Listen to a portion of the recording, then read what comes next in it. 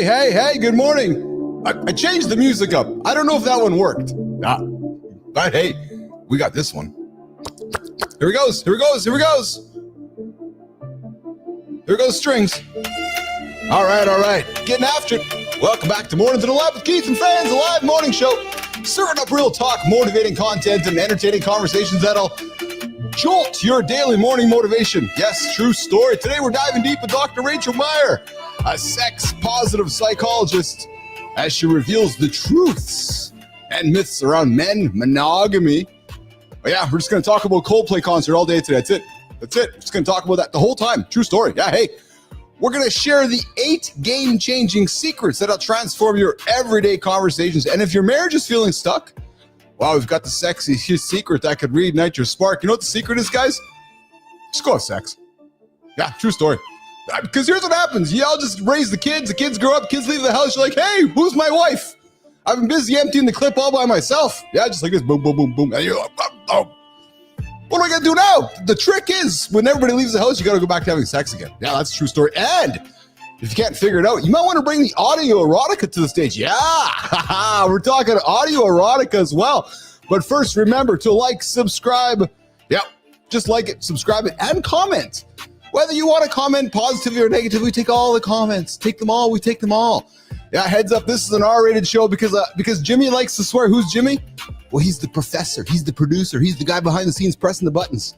Yeah, so kids, headphones on. Or adults, headphones on. Get the kids out of the room. It's time to clear the room. And guys, don't hit the snooze button. You guys hit that snooze button, you're 9 minutes behind Marty. Marty never hits the snooze button. I see him there in the lab. He's got his glasses on, ready to rock and roll. Yeah, you just don't hit the snooze. You snooze, you're 9 minutes behind the mofo that hasn't. You want to be 9 minutes behind? You don't want to be 9 minutes behind. And if you reset the new Apple settings, you could actually be 15 minutes behind the guy behind you. Or just don't snooze. Get up and get after it. True story.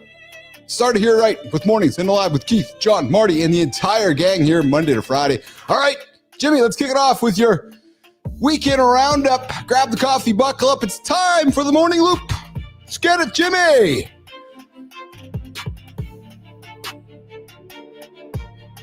Yeah.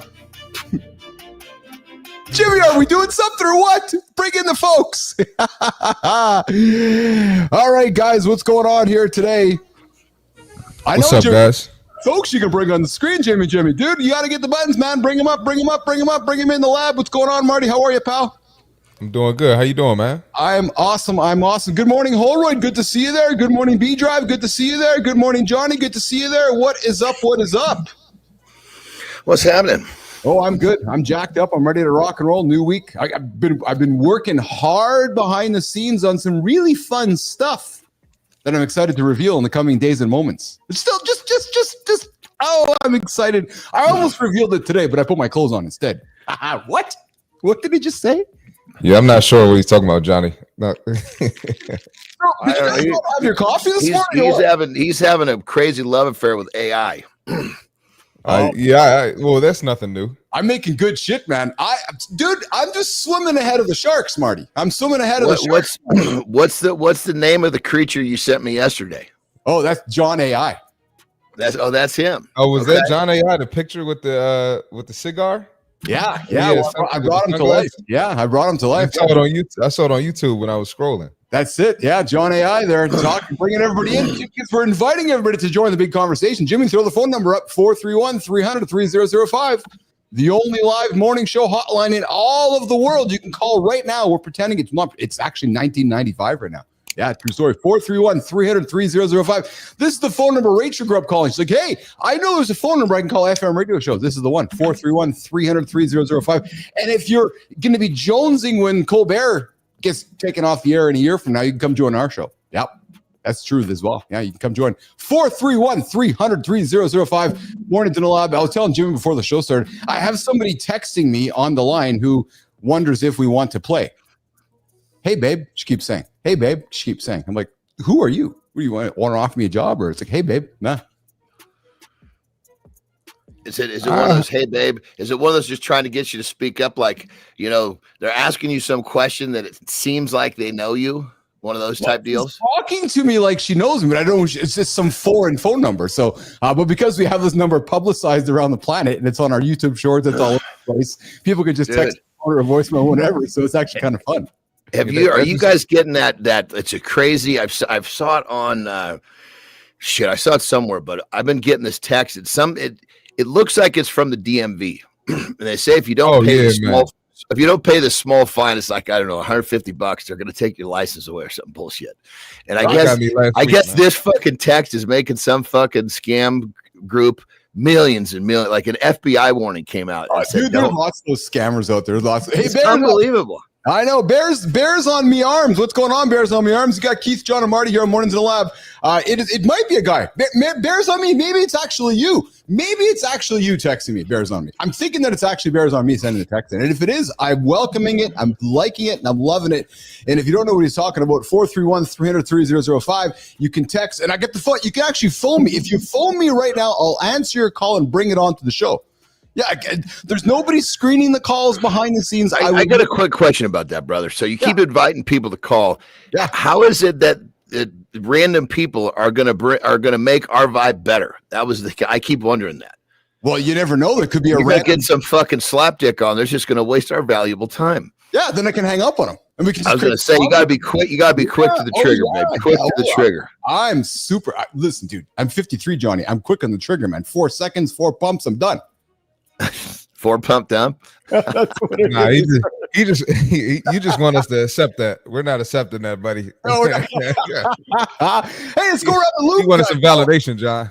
How was but I gotta love the honesty is always welcome. This is true. This is true. Hey, Bernard, I got your text. Bernard dropped me an awesome story to talk about. Bernard, we got a packed show today, so I'm putting it in the parking lot. Oh, Bernard, that's when you put the story on the whiteboard and you say you're going to talk about it later. So I'm putting it on the parking lot, and we're going to talk about it. I'm thinking on Friday, but I got you.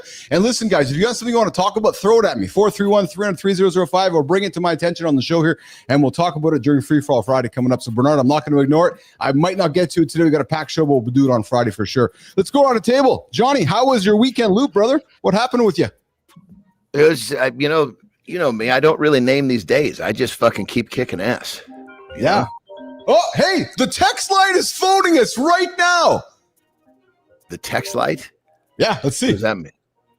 Good morning. Mornings in the Live with Keith and friends. Who's on the line right now?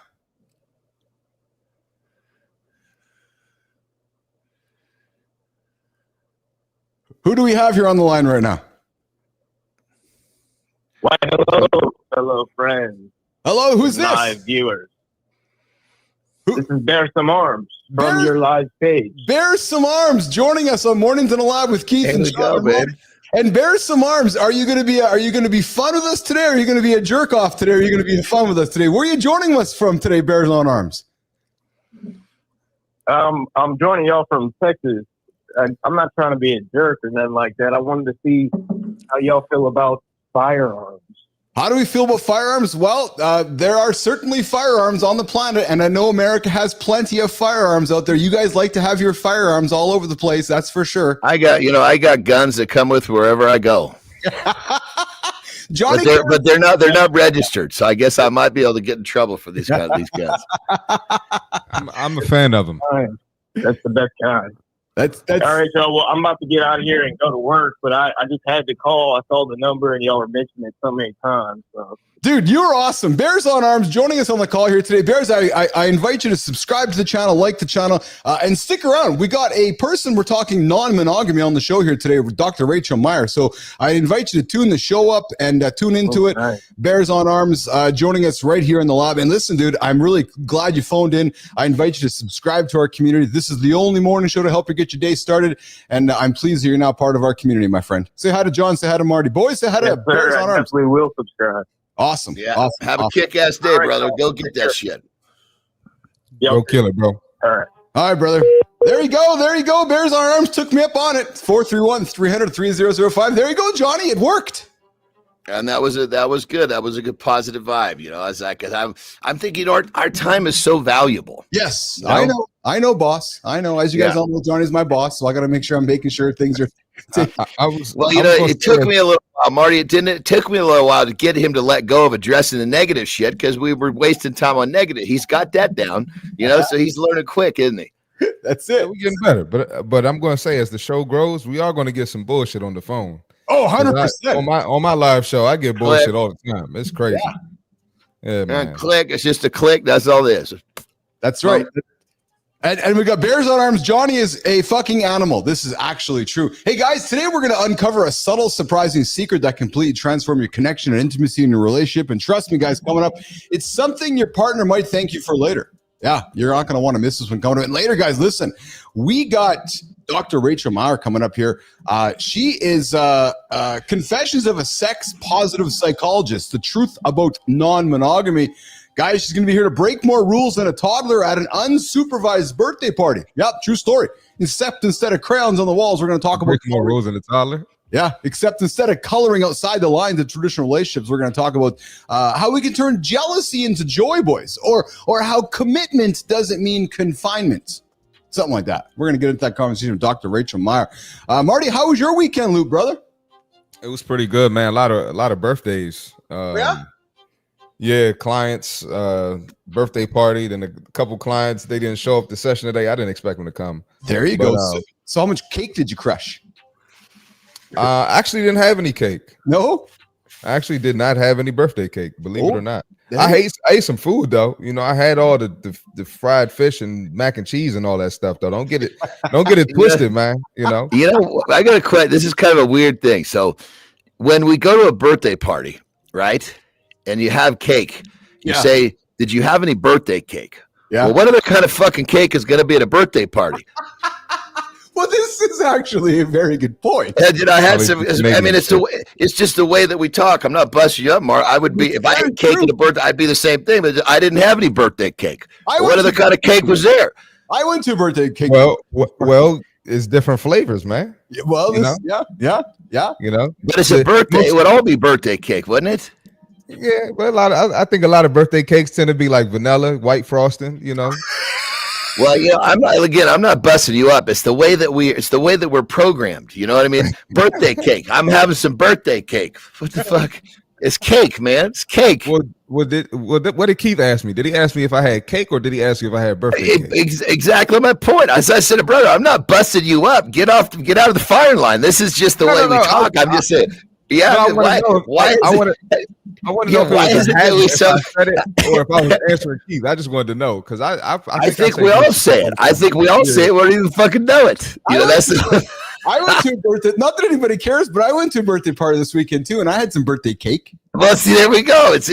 We all fucking do it. The only reason I don't do it is because I don't eat cake. If I ate cake, I'd decide to have fucking birthday cake.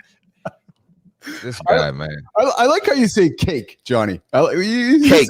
Cake, yeah, you say quite. You know, it's such a simple, strong, single syllable word, but you say it so nicely. Cake. Well, because I use that word in other places. You know, it was 10 years ago. That was a big word. That's cake.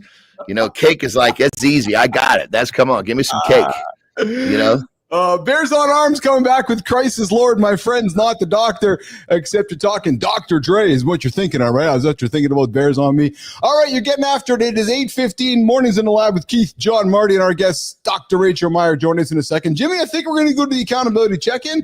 And then we're hold on real quick, Keith, before you look at Mark. Mark's looking slick today, isn't he? What is his? I mean, he's got his glasses, but he's got the black shirt. He's got the little chain on. He's looking slick today, baby. And it's less crunches, more crunches, too. I know you want to know, Johnny, if I'm Brandon, showing my brand off. It's less. Oh, you just can't see it.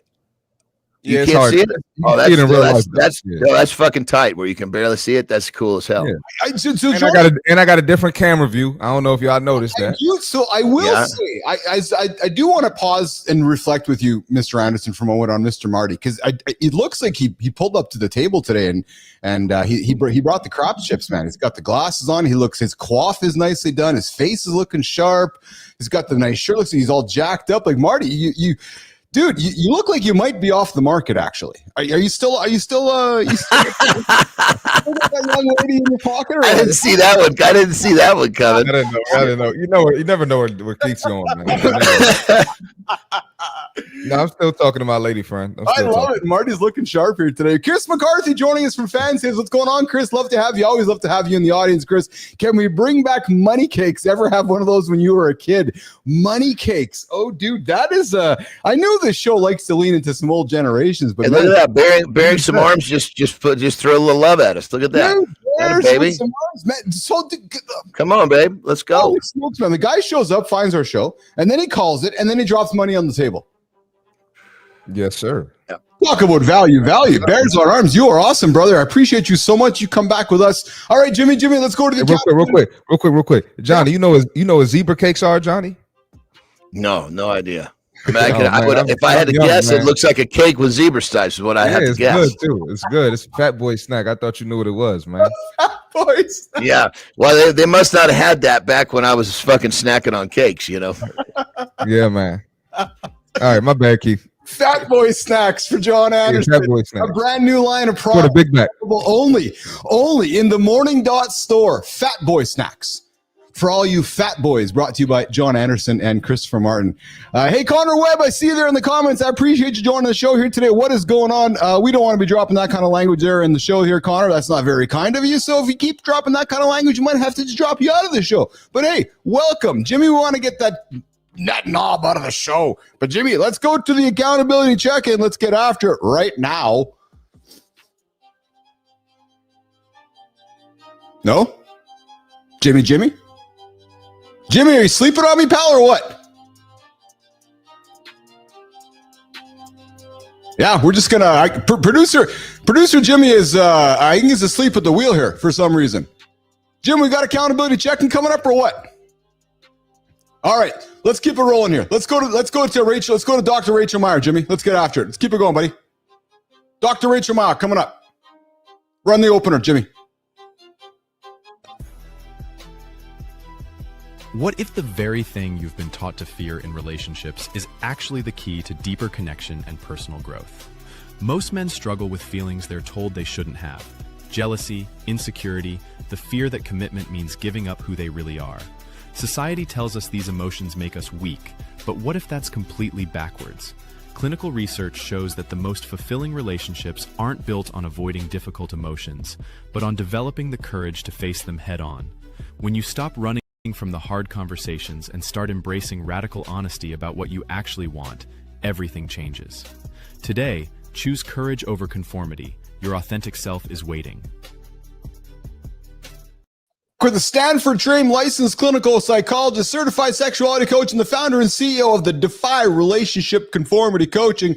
Her name is Dr. Rachel Meyer. She's got an upcoming book, 50 Questions to Ask Before Opening Your Relationship. It's coming up in August, and she's going to join us here on the show here today. And where's my notes here today? As the founder of Defy Relationship Conformity Coaching, Dr. Meyer brings clinical expertise, tons of lived experiences, and a sense of humor about things most people are scared to Google. Fun fact, she moved to Mexico, embraced a child-free by choice, and built a career showing men and everyone else how to thrive on their version of love. Today, she's here to prove that alternative relationships, yes, aren't just possible. They can be the most rewarding journey you'll ever take. Jimmy, let's bring her into the lab. Let's bring in Dr. Rachel Meyer. What's going on, Dr. Rachel Meyer? What's up, doctor? How you doing? I'm having a blast. Thank you guys so much for having me on your show. What's going on today? Where are you joining us from today? Live and in the flesh. Where are you joining us from today? I am in St. Petersburg, Florida. Tampa Bay. Yes. How's the weather out there in Florida today? Hot as balls. Yes, there you go. Hot as balls. Dropping it live here on the lab. Good. That's good. Not holding back at all. That's awesome. So let's get into it. You are a non-monogamist. Is that what? Not maybe you aren't, but not maybe you. But we're going to talk about the truth about non-monogamy, Dr. Rachel Meyer. What does that mean with that hook? Honestly, it means being able to be in relationship, sexual or romantic, with more than one person and do it consensually, not behind the scenes, not hidden. not hidden. And that has been in the news much in the last 5 or 6 days because of the incident in Boston. But let's lean into it. So I got to think what you're talking about is often not talked about by many folks because we are raised with this idea of monogamy. Correct. That you're supposed to find your one and only, your soulmate. Yeah. You commit to life, your one partner. You can never explore outside of that relationship or that marriage. And I don't agree with any of it, obviously. Okay. Well, I think I just had to do a lot of exploring before I found the one, you know, I tell you, that was, I agree. To make sure that you stay in a relationship, you got to get all the sniffing around done early.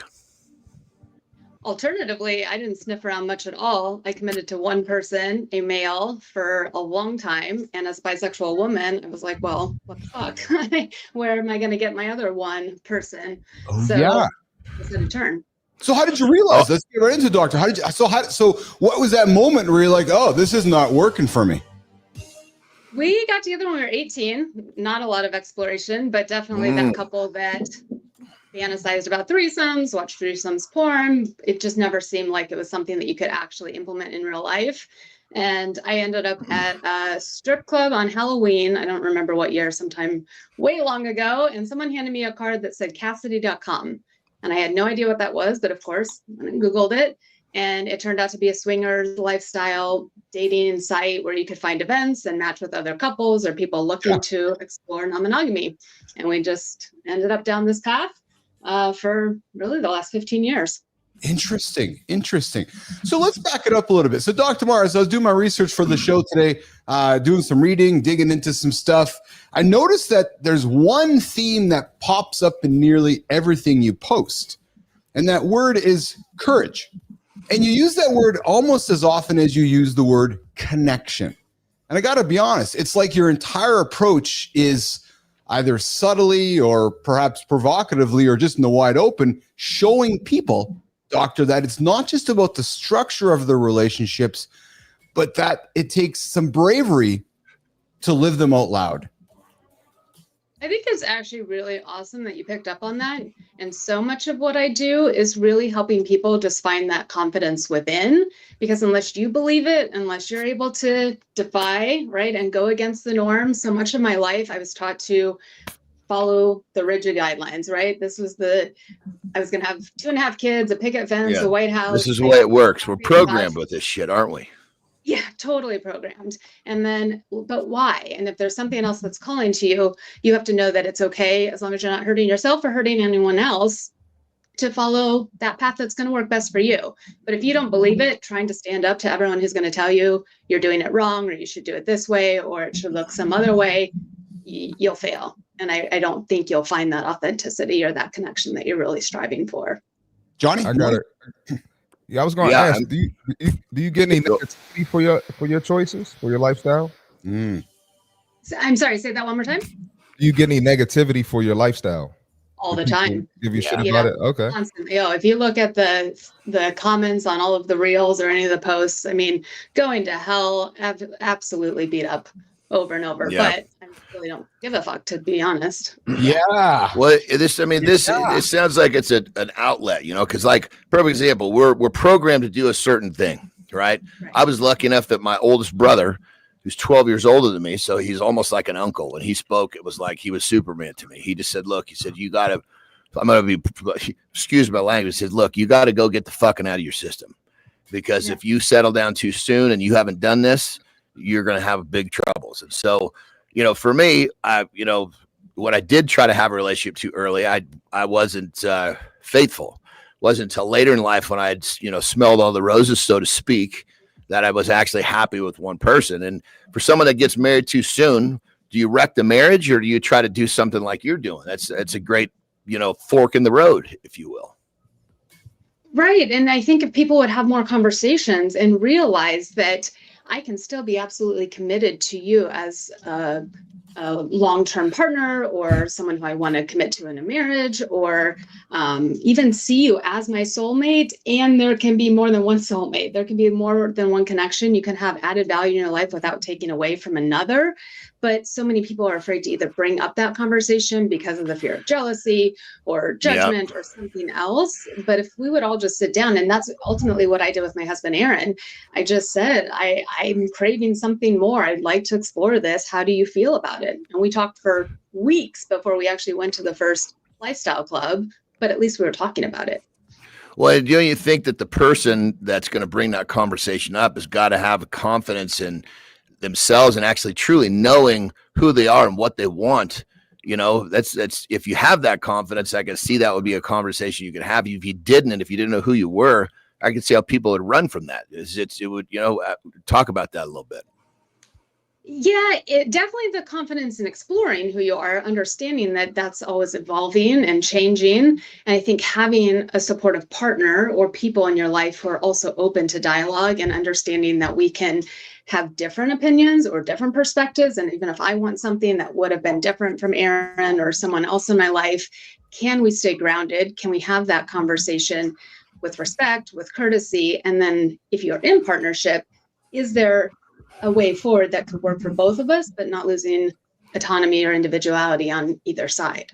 Love it. So here's a real quick last question. I'm sorry, brother. So there's somebody listening right now, and he's like, "Man, this lady is dropping gems." Yeah. And you're like answering all of you're like in his head, and he's thinking, "Holy shit." How to give this guy advice and how he could go home and talk to his wife or, just open this topic somehow.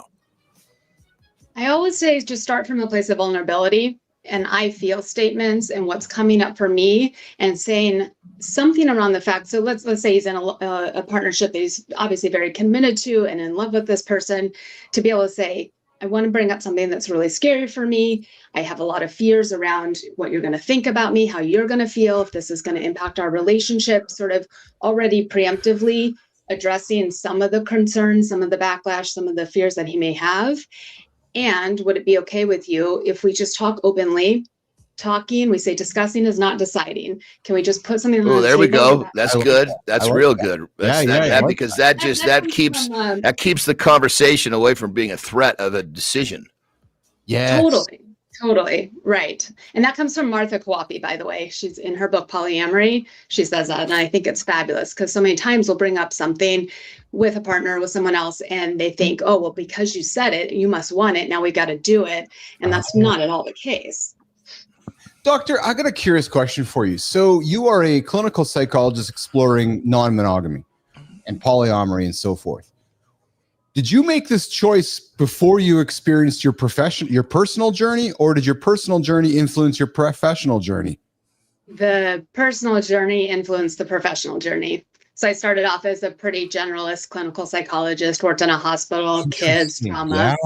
Yeah. I recognized that there was definitely a need clinically. And it was interesting. You were walking into the fire yourself and you're like, holy smokes, there's nobody here next to me. And you see all these people that are like, perhaps I'll use the word struggling like you were. And you're like, oh, okay. Totally. I found my calling, my purpose, so to speak. No? Totally. And it's one thing to have a therapist or a coach who's affirming and it won't necessarily judge or say that you're wrong for it. But if they also don't get it, they can't comprehend what's going on and wrap their mind around it. And you have to spend, however many sessions explaining you've got a metamor and this other partner and a nesting partner and throwing terms all over the place. And it's just not effective. So I think someone with the lived experience, but also the clinical skills can go a long way. Hey, you're hanging out with Keith, John, Marty, and Dr. Rachel Meyer here on Mornings in Live with Keith, John, Marty, and friends, getting after it every single day, 8 o'clock Eastern time. Hey, Dr. Meyer, what's been talk about your DEFY method that helps people manage jealousy and shame. What is DEFY, and what's the number one misconception you tackle when you first sit down with new clients that sit down with you? Yeah, the DEFY method I sort of came up with the help of AI. I'm definitely an AI supporter, but it were, these common themes around jealousy, being able to have effective communication, overcoming judgment, having the courage, finding your authentic self. These are all themes that I was noticing over and over and over, having conversations with people in any sort of non-monogamous dynamic. And so I figured, let's just put it out there, So that basically it's ditch the doubts, any sort of uncertainties, fears that you can do this, and all the all the jealousy, big emotions that are coming up. Then express with ease, finding those skills for effective communication and conflict resolution. F is find your fearless. So again, overcoming judgment, whether that's internal shame and guilt, coming from deeply ingrained religious upbringings or just the external judgment from society that you're doing something wrong. And then ultimately feeling like you can say yes to whatever is authentic to you. So at the end of the course, you may actually decide monogamy is great for you, but you're doing it with intentionality. And even though I could do non-monogamy, or even though I could do polyamory, I'm actually choosing I don't. I want my partner who I've fallen in love with. I've gotten all that out of my system. Or yeah, non-monogamy is great. And now I feel confident pursuing it. Interesting. Hey, doctor, what's as you were going through the journey and you were exploring the moment of, oh, something seems off for me, that just didn't happen for you. There was a journey building up to that. What were some of those signals? So back to Johnny's question about, there's a man, there's a woman listening to us right now. What were some of the signals for you that were pointing you in a direction that you didn't know what direction was headed? You didn't know what those signals meant. But what were some things telling you, Rachel? I mean, I think a lot of things. Most of my journey definitely spawned because of my bisexuality. So being pigeonholed into a relationship with just a man, although Aaron is wonderful and fabulous, and I could have lived a life just with him, it would feel like something is missing. And so the ability to explore first from a sexual component or a sexual side with women was what was the driving force to even having those fantasies around threesomes. And eventually when we found out about the swinging lifestyle, being able to put ourselves in the place that actually became a reality. But then over time, that's great and it's fun. And I'm all about sex, obviously. But at some point I wanted to get deeper with a woman like I had with Aaron. And so emotionally connecting or getting to know that person sexually in a much more intimate way rather than, one time on a Friday night. And so I think that was a big part of it. I just had something that totally lost my mind. While you're getting it back, Dusty struggles. I see your comments there in the horizontal stream. Dusty, thanks for joining us. You're joining the conversation with myself, John Andersen, C. Marty Fit, and Dr. Rachel Meyer here this morning on Mornings in Live with Keith and Friends. Hey, doctor, I'm going to do a quick 90-second break. We're going to do a fit tip with Christopher Martin. Then we're going to come back, keep the conversation going. Does that work for you?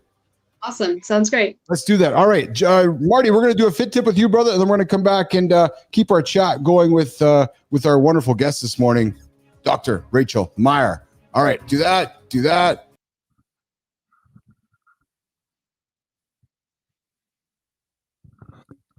All right, we got the fitness tip for today.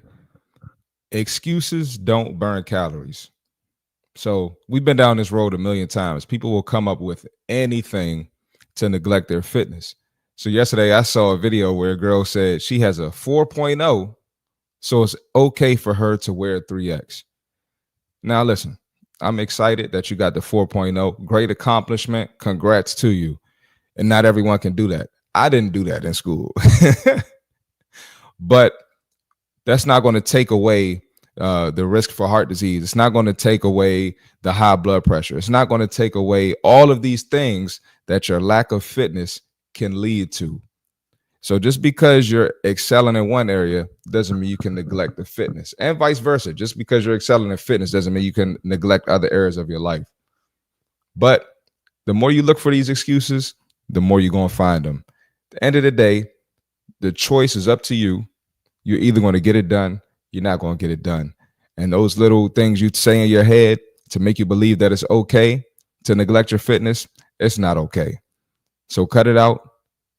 Get your ass in the gym. Let's get to work. And that's the fitness tip for today. With Christopher Martin, giving you guys something to think about to get after it this morning on the Monday Loop on Morning to the Lab with Keith and Friends.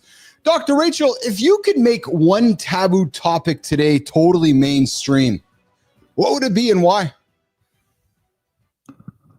That's a Great question. I feel like we're sort of already doing that. But I think, honestly, I think just sex in general, Yeah. it is still something that is very much talked about behind closed doors. We don't speak openly around some of the challenges or any of the areas of interest when you get into sort of the kink and fetish Yeah. space. It's Yeah, just yeah, yeah. that, yeah, definitely are not openly discussed. And that's what we're trying to change here on the show, because I can't believe, frankly, that we still live in an era, to your point, where it seems like even just the word sex seems to be taboo for some folks. It's like, yeah, we all have penises and vaginas, and to make another human, we got to put the penis in the vagina. True story. And then the human comes out, and then we do it again. Yet everyone's like, oh my God, we can't talk about that. And if you don't want to have a human, you still want to enjoy pleasure and have some great orgasms and have some fun. And it's still right. So listen, there's things obviously changing, and society's changing, considerably. Let me back it up. With new generations that are exploring non-monogamy, and we're reading much about Gen Z having less sex than ever and so forth, Doctor, what shifts are you noticing that you wish had happened even just decades ago? I mean, I think some of the shifts are more openness, right? And even with COVID and social media sort of exploding, at least there were more people coming out about their relationships, even though they've been living them for decades. This is not anything that's new. I just think there's a newness around discussing them. But for someone like me, when I was born 44 years ago, if I even had the conversations with my family, with friends, with, mentors, that any of this was possible, I think, and I came back and I remembered what I was going to say to you on the last question, but I'm not one of those people that just sees my husband and now my wife for just the two of them. I'm always looking at attractive people, and someone walks by and we'll have these comments between all three of us.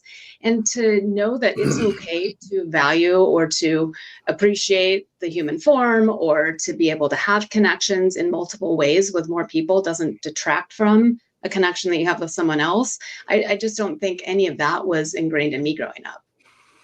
Parents still alive, Rachel? Can you hear me? Yeah. Are your parents still alive? Oh, my dad has passed. My mom is still alive, and I have a stepmother and a stepfather. How have mom and dad addressed your journey in life? It's been a roller coaster. It's been ups and downs. I basically dropped a bomb 6 years ago when we connected with Casey, that not only was I bisexual, but I was moving back from Mexico, and I was going to form this throuple relationship. And so people had a hard time. There was a lot of fear, a lot of shock, but they've come a long ways. And now I'm very grateful that they're all very supportive. Well, I mean, at some point, if they love you, they have to accept who you are. It's not like you're hurting other people. You're doing what's serving you, and everybody that you're doing this with is happy that it's happening. So how long can somebody really be upset with that? Yeah. And I'm not even sure as much upset with any one of us, but they thought I was actually a lesbian running off with a woman. Aaron's family thought that he was going off with a younger woman. Casey's family thought she was going to get hurt by a couple who was just going to discard her eventually. So everyone's family, I think, was coming from a place of love. They were worried it was going to destroy you guys, is what they're worried about. Right. Yeah. Looking into the comments, guys, I see all your awesome activity there in the comments, and I'm having a great conversation with Dr. Rachel Meyer this morning, so we'll get you some of your comments later. B-Drive, Lady Drew, I see you there. Wow, Waco Skew Hillman, I see you there as well. Global, what's shaking? Good to see you here this morning in the community. Hey, Rachel, throuple, is that the term you are? Throuple? Throuple, triad, use interchangeably. Yeah. So I got to be honest, I got to have some fun with you. I've never been around a throuple before. So if I got a throuple coming to my house, I'm setting a table for three, not just a couple. It's just a whole new experience for many folks. It's there's the throuple. So I'm joking with you because you have a new label, and we talk about labels on this show often. I've talked to a labeling, Marty has, Johnny has, because in many ways we all carry a label. Give me your opinion and your philosophy, because you are a label. You're a throuple. So, and you carry many labels. What's your opinion, your personal feeling around this idea of labeling in society? Dr. Rachel Meyer, one of the people in the throuple. It's interesting, right? Because on some level, if you have a label, it quickly allows someone to make an assessment of you, and you don't have to go into a lot of detail and explaining. But at the same time, they make an assessment of you, which means Yes. things with exceptions, right? And so it's kind of hit or miss, but it's a lot easier if I just put throuple out there. Clearly, it's something different than a couple. If they want to ask more questions, I welcome it. If they don't, they can make their own assumptions. And at the end of the day, again, I know who I am and who my identity is, or what my identity is. Yes. Yeah, but it's that just quick shorthand to hopefully communicate with someone. Aaron's the male, correct? Your husband? Correct. Legal husband. Mm-hmm. When you were talking with Aaron about introducing a throuple and having the conversation about your curiosity and your desires and so forth, was his first response walking towards you, or did his first response turn around and walk away from you? I would say walking towards. Love that. Absolutely. I mean, he's been super supportive all the way. Did he know? Did he have an idea? Maybe is that why he was maybe walking towards you, and maybe he has some similar curiosity, Dr. Rachel?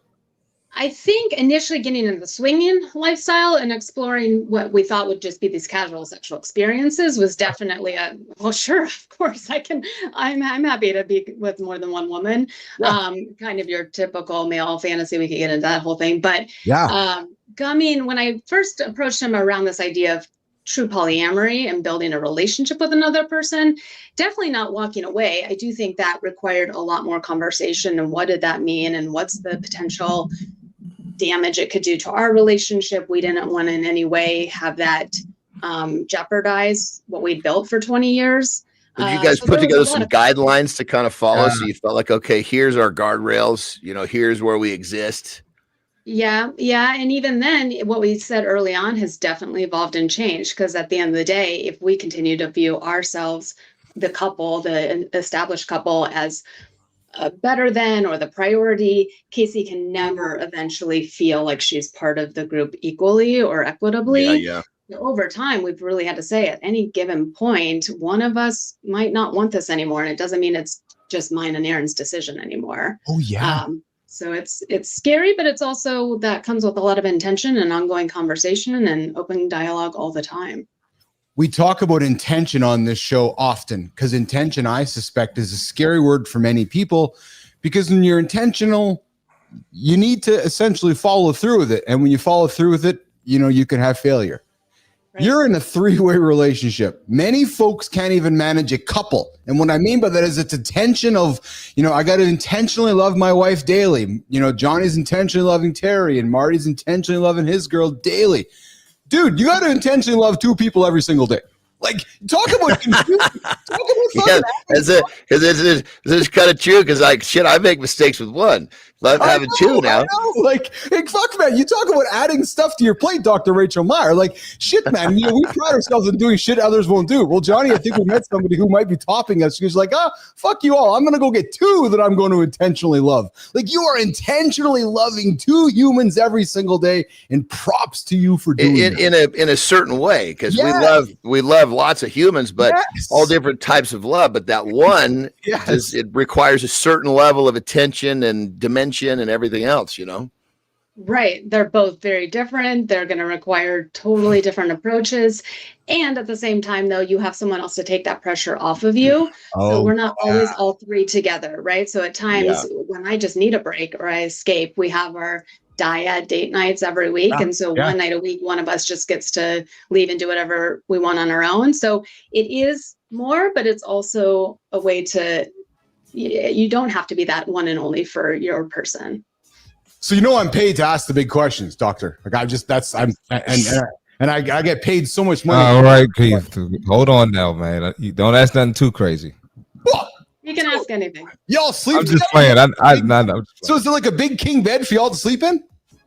It is. That's the number one question we always get asked, and I've got a good reel on it. If you want to post it. Get to sleep in the middle. Like, I get to sleep together with the two chicks on each side. Is that how it works? He hates that. He gets way too hot. So most of the time, Casey and I flip flops. I don't want to sit in the middle on the airplane either. I want to sit on the aisle. So I'm sleeping. Right. But trust me, 6 years later, I'm embracing the need to sleep. And actually, the last few nights, I've been sleeping in my own bed, and it's wonderful. It is I love it. Oh, I love it. I love it. I love it. You're hanging out with Keith, Christopher Martin, John Andersen, and our guest this morning, Dr. Rachel Meyer. We're talking not monogamy. We're talking polyamory and the acceptance of it and why we should perhaps talk more about it in today's world, which is polyamory. Hey, doctor, let's do some rapid fire before we walk out of here. How's that sound? Then Johnny will do a lifestyle tip with you so you can get yourself out of here for a quick little break here. So, doctor, let's do this. Boom, boom, boom. All right. So I'm going to turn this down, turn this up, and I'm going to go off to this way here. Polyamory or swinging? Which one's more fun? Different reasons. Oh, she's coming back. Awesome. Answer. First relationship rule you ever broke? Oh my God. I don't think I have. Oh, dude, you're 0 for 2. Number 3, mainstream TV couple you secretly love. I don't watch TV. I see this is where I feel She's just fucking failing. Jealousy. Is it always bad, sometimes good, or just misunderstood? Just misunderstood. That one for sure. Thank you. If you could There we teach, go. if you could teach the world one communication skill instantly, what would it be? Vulnerability. Oh, yes. It took me a long time to learn that one. Routine you swear by for instant morning motivation. Oh, exercise, the gym. There we go. There you go. Most unusual place you've ever been asked a relationship question. Here. I love it. And I got a bonus question. Is the pineapple symbol in polyamory and swinging, is the pineapple real? If I'm on a cruise ship or I'm on a hotel and I see a pineapple hanging outside of Aaron and Dr. Rachel Meyer's door, am I saying to Lauren, I'm going to go for a little visit? It's absolutely real. Oh, there you go. It's absolutely real. The pineapple's real with Dr. Rachel Meyer here this morning on Morning to the Lab with Keith and John and Marty. Dr. Rachel, how can folks find you, connect with you, engage with you, encourage you to get your ass back to the lab with us? How can they find you, doctor? Easiest is probably social media at Dr. Rachel Meyer Coaching. It's on the tagline right there. I love it. Mike McQuillan coming in, fit presenter. Mike, I hear you listening, brother. I know you're listening because your ears are up. And yes, I was doing my research on today's show, and Mike, of course, is throwing the pineapple into the comments. Dr. Rachel, this was fun. And I feel like, true story, we only scratched the surface. Really true. I had a blast. Thank you, guys. Will you come back? Of course. Yeah? Yeah. Yeah. Yeah. Fun conversation. Thank you, doctor. Well, you know what I love about it, Thank you, John thank Marty, is that this is not, and this is what I strive for. This is absolutely not your typical sex conversation at all. Right. But we're going to hopefully make it better. It's not really about sex. It's more about the relationship. Yeah. The sex is just the icing on the cake. That was terrible, Johnny. Oh, there you go. There you go. Dr. Rachel, you have yourself an awesome day today. Very much appreciate you hanging out with us this morning. I loved your energy and love what you brought, and we'll have you back again real soon. Look forward to grabbing coffee later today, okay? Awesome. Thank you. Awesome. All right. Rachel's going to get out here, Jimmy, and we're going to do a lifestyle tip with John Andersen, and we're going to keep the show rocking and rolling with some continued. I'm going to head out. I'm going to catch y'all tomorrow, man. Marty's going to rock and roll. He's going to get the glasses off and get after, brother. Yes, sir. I see y'all. Good show today. Keep the glasses on, babe. Let's go. All right, I'll keep them on just for you, Johnny. Just because Johnny. There we go, baby. Not 'cause Here we Keith. go. My man. All right on, brother. Have a good loop.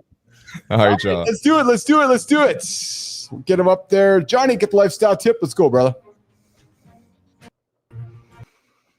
All right. Ask yourself a simple question. What do you want? Do you know what you want in detail? Because you put 1,000 men in line, most times they don't know what they want, which is the problem. Because if you don't know what you want, how are you going to get it? It's like a ship that leaves port A. If it doesn't want to get to port B, it just wanders around and never really gets anywhere. So ask yourself, what do you want? And if you have a quick answer, write down some details, put it on paper, because when you put that shit down on paper, it becomes real. Now, if you can answer that question, and if you can put enough detail on paper to make it real in your mind, you're ahead of most people in a major way. Now, all you got to do is go get that shit. Now, how do you do it? You do it through how you live your daily life. It's that simple. You win your daily battle.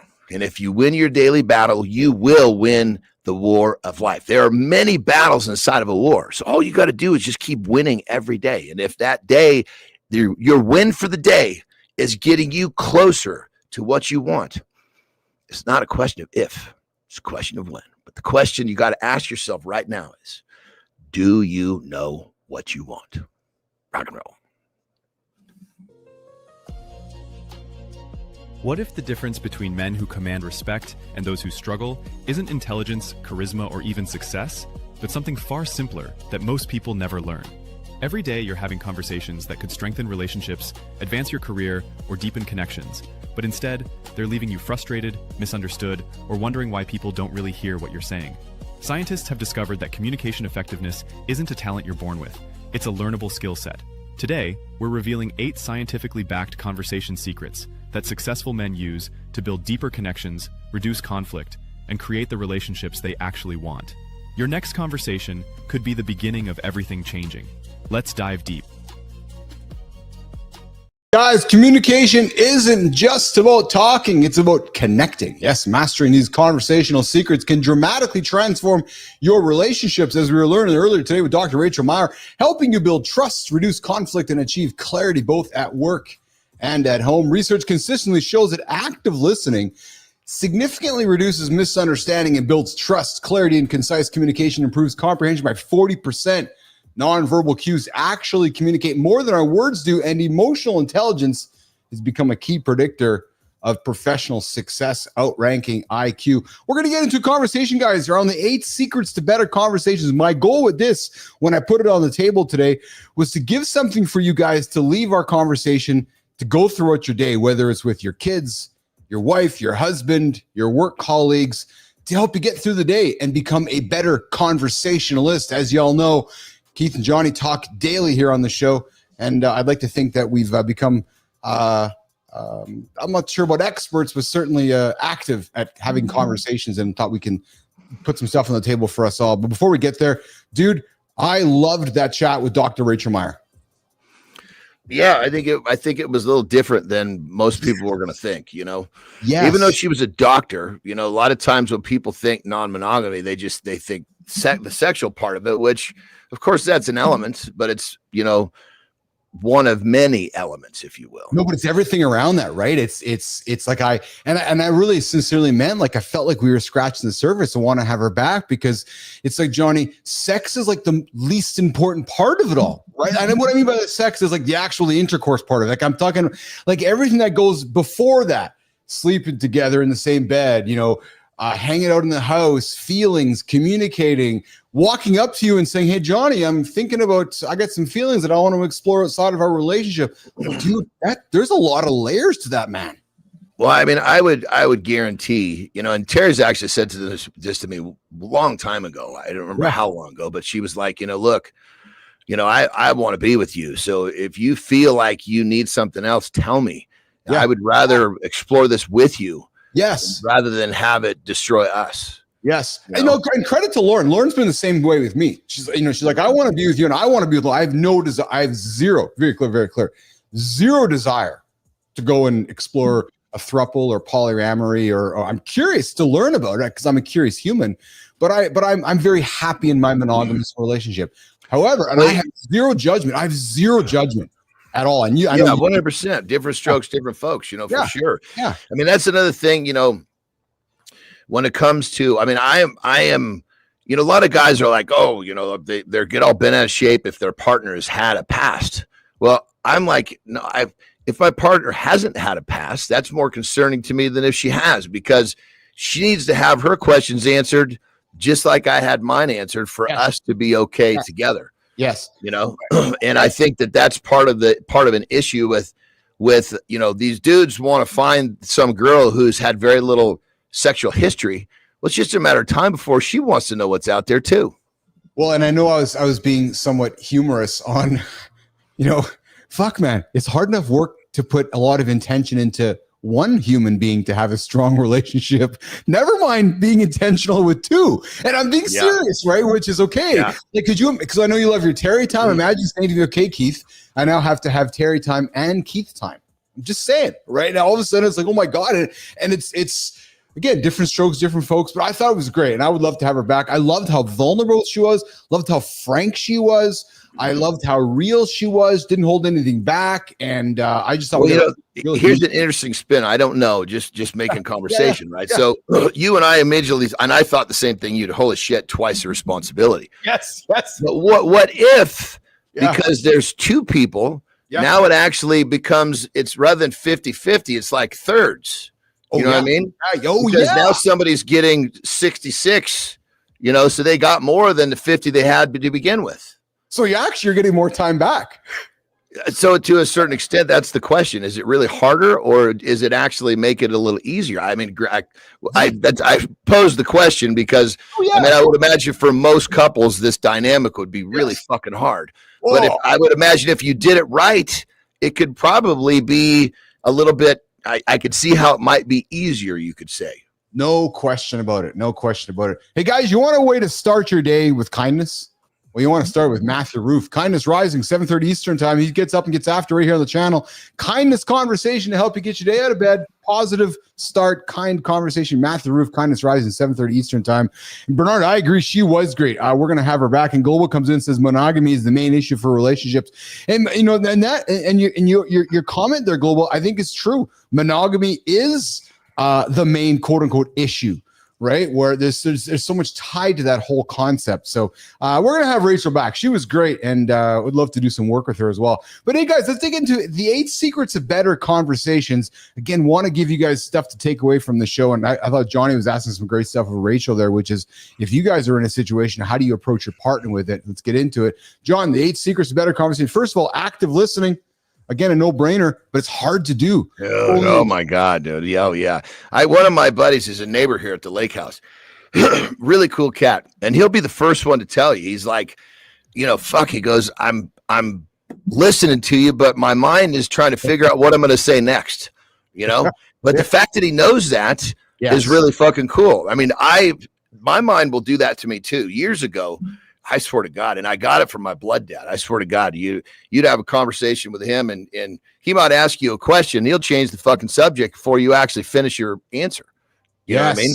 Yes. And I had that massively, and just the awareness is a huge help in the situation. Because here's the thing, when you're actually listening to somebody else, you're kind of learning. And it feels really good. Fuck yes. There's a paycheck in listening.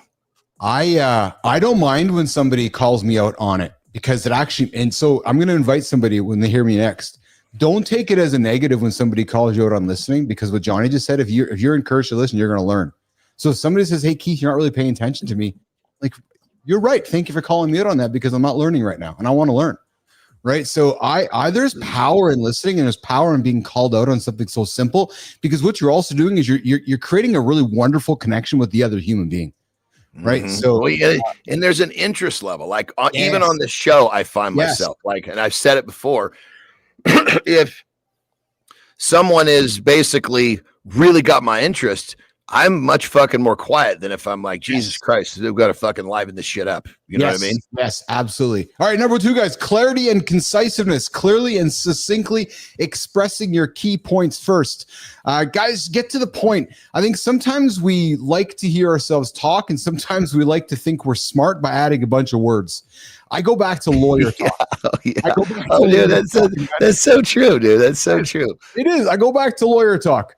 I want to meet with you. Not, hey, Johnny, I was thinking about getting together and coming around and sitting down and maybe having a conversation, because I got some feelings like, what do you want, Keith? I want to meet with you. Okay, great. Boom.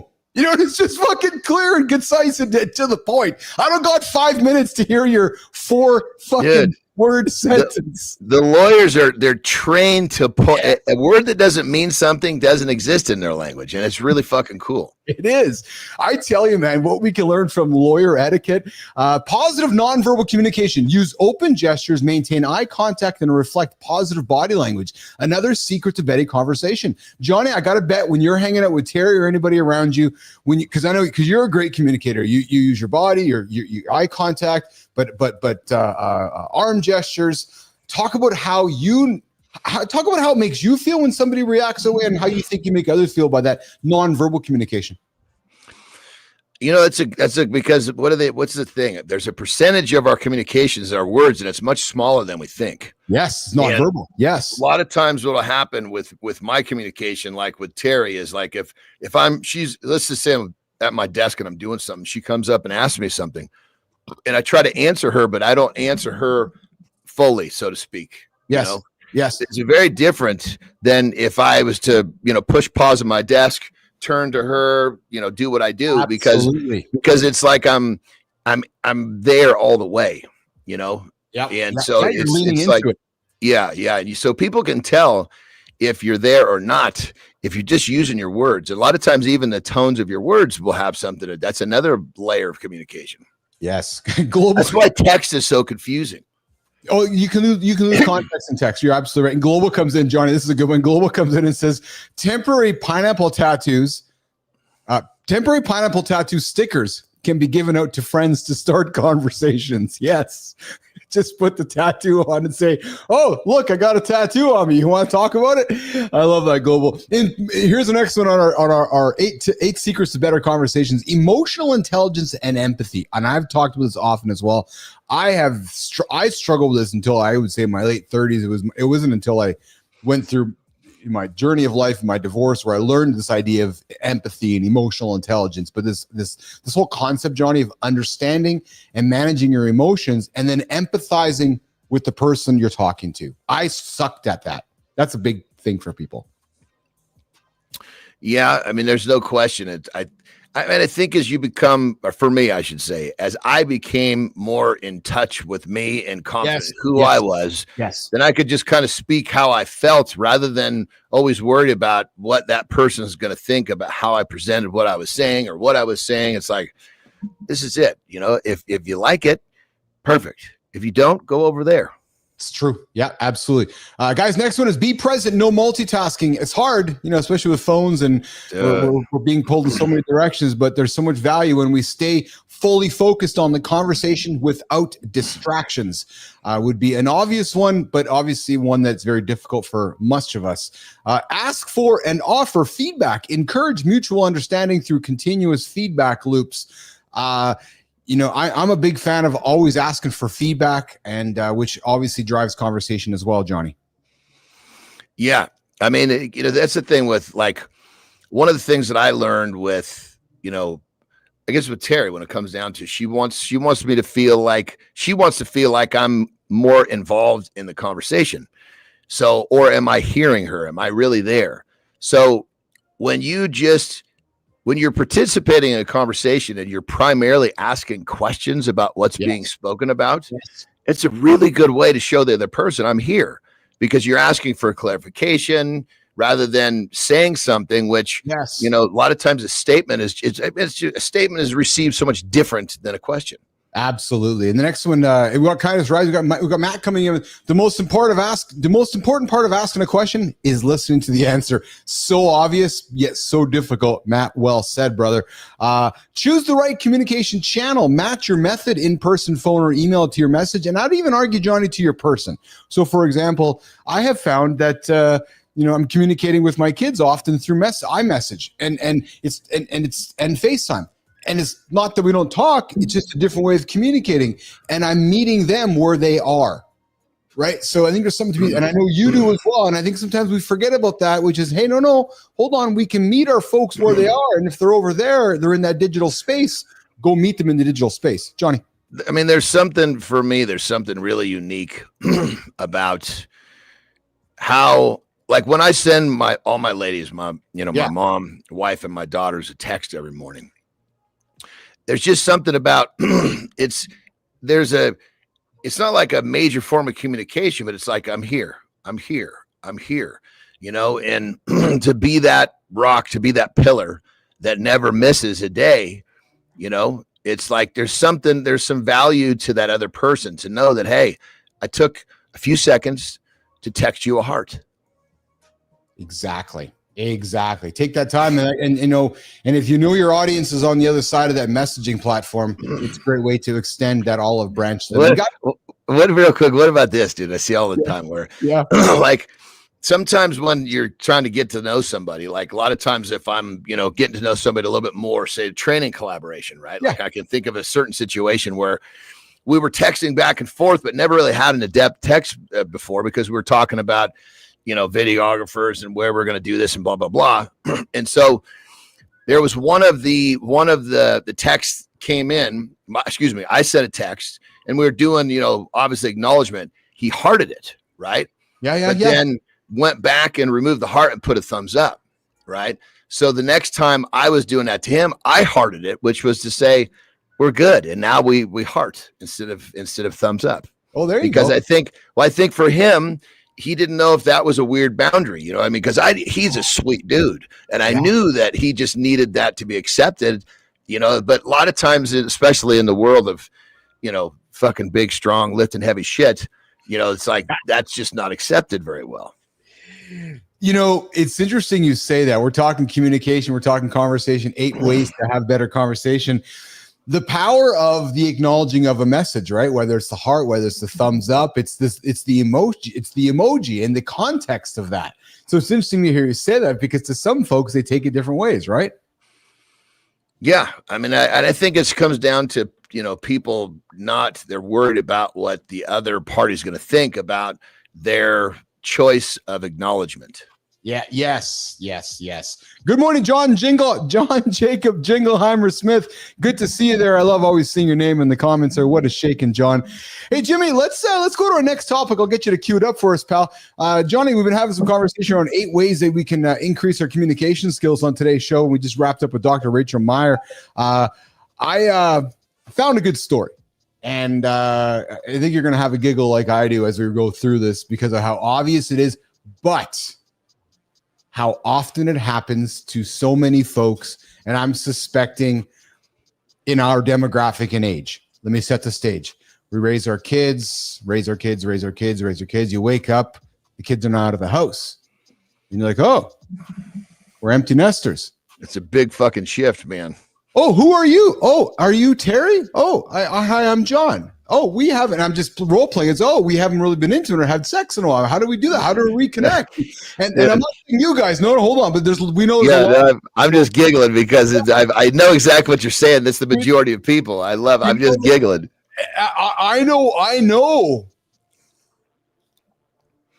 There might be a reason I'm having this conversation, Andersen. I know of a couple in my world that might be going through what we're talking about here, Mr. Andersen, that have woken up and they're like, oh, who are you? I don't know if I like you anymore. The kids aren't gone, and what the hell do we do? Jimmy, let's run this video so Johnny and I can talk about it. What if the solution to your biggest relationship challenge has been right in front of you this entire time? After years of routine, many men find themselves feeling disconnected from what matters most, wondering if the spark they once had is gone forever, questioning whether they're failing as partners. Breakthrough research reveals that small, intentional changes create profound transformations in how we connect with others. Scientists have identified specific patterns that successful people use to rebuild what seemed lost. The key isn't dramatic overhauls. Today, we're diving deep into the science of transformation. Stay with us. Dive deep into the surprising solution one couple discovered after 15 years that reignited their intimacy and completely transformed the relationship. And guys, I'm just going to get right to it. You know what it was? They decided to have sex again. Yeah, true story. I found, and we're not going to lean too much into this singular couple because the couple is the foundation for what we're going to talk about. Reviving passion isn't just about improving your sex life. It strengthens emotional connections, boosts your mental wellness, and creates a deep, more fulfilling partnership. Research shows that novelty reignites attraction through a phenomenon known as the Coolidge effect. But guys, here's what happens. We grow up, we raise our kids, we go through life, and then we all of a sudden go, oh, I haven't had sex or haven't been intimate with my partner for a long time. And I'm suspecting many of you tuning in right now or tuning in later might be going through that. Johnny, let's talk about this idea. We wake up one day, we're like, oh my God, we haven't been intimate for a long time. Well, I think it starts with a mindset shift, Yes. right? Like Tara and I didn't have that problem, but the mindset shift that we had took us from where we were to like, holy shit, to a whole nother level. So if you're down low, you can still have a holy shit. It's just where on the sliding scale are you having your holy shit? And the mindset change was this. We're looking around and we're going, God damn, we thought all these years we were supervising them. They've been supervising us. Yes. Yes. What kind of crazy shit do you want to do? I mean, it's literally, it's a mindset thing. It's like, oh my God, it's like we're fucking, we were running around here like fucking teenagers trying to find weird places to hump in the fucking car, so to speak. You know what I mean? Like when you're a kid, you're always looking for that place to hump, know? And I'm glad you raised that because again, this story, and I knew we'd have a great chat about this because the story I found, the couple was stuck, Johnny, and they had a very similar conversation to what you and Terry, which was, oh my God, the kids aren't around anymore. We can go experiment with, and the call was experiment with novelty. Do you know what they did, John? This couple was they introduced fun, exciting new elements into their intimacy. They were trying new stuff around the house, new activities, stories, stories, storytelling, everything. Because we wake up at 40, 50, 60, 35 going, really? Like, what the hell, man? Like what are we all so worried about, right? Dude. And the thing about it is it's like, you know what? There's just choices that we're not making. Does that make sense? Oh, absolutely, it does. Absolutely. It's like, okay, I get it. I haven't had sex in a long time. Who are you? Well, fuck, make the choice to fucking throw some gasoline on that little bitty fucking fire that's barely there. Or are you going to go deeper down the road? Oh my God, we don't know each other. No. Yes. It's a choice. Yeah, you're going to choose to move one way or the next. And remember, and if you don't make that choice, you're just going to keep going down the path that you were on, which has already got you confused. And I'm going to offer this up here in a quick second too, but I will say this. Remember, passion doesn't have to fade. With openness, and here's the word, Johnny, intention, and a bit of courage. And hey, listen, Dr. Rachel Meyer talked about it, courage. You can reconnect and discover new levels of intimacy you never thought possible. And I got something to offer up to you guys around the audio side of things in a quick second. But John, I'm going to say this. And I don't know if we talk about this enough. I'm not saying we as in you and I, but society enough. It's this idea of physical attraction. I know that as we get older, our bodies change and physicalness all changes and everything. But physical attraction and this idea of putting the effort in to create even the mirage of a physical attraction. Guys, you stop doing that and you become that slob on the couch. You're not having sex with your wife after every, and same thing with the wife. Like, we got to take care of ourselves, guys. Like, 100%. I mean, here's the thing. If you want your wife to stay hot, yes, then fucking stay hot yourself. It's simple as that. I mean, fuck, man. You can't sit there and expect that your wife's going to stay in great shape when you're a frumpy piece of shit. Oh, it's true. And not to mention, excuse me, it's actually a pretty cool thing when you kind of bond with your wife and say, you know what? Let's not be like everybody else. Like Terry and I take great pride that we're in our mid 50s and that we are like better shape than fucking most couples in their fucking 20s. Dude, we went to a party. We went to a party on Saturday, Lauren and I, and I had the hottest fucking chick in the place, man. And however you want to interpret that, but it made me feel good. It made me feel good. She looked good. And we're not, we're not in our 20s. We're not no spring chickens, but I looked around the place and I'm like, yeah, I'm happy.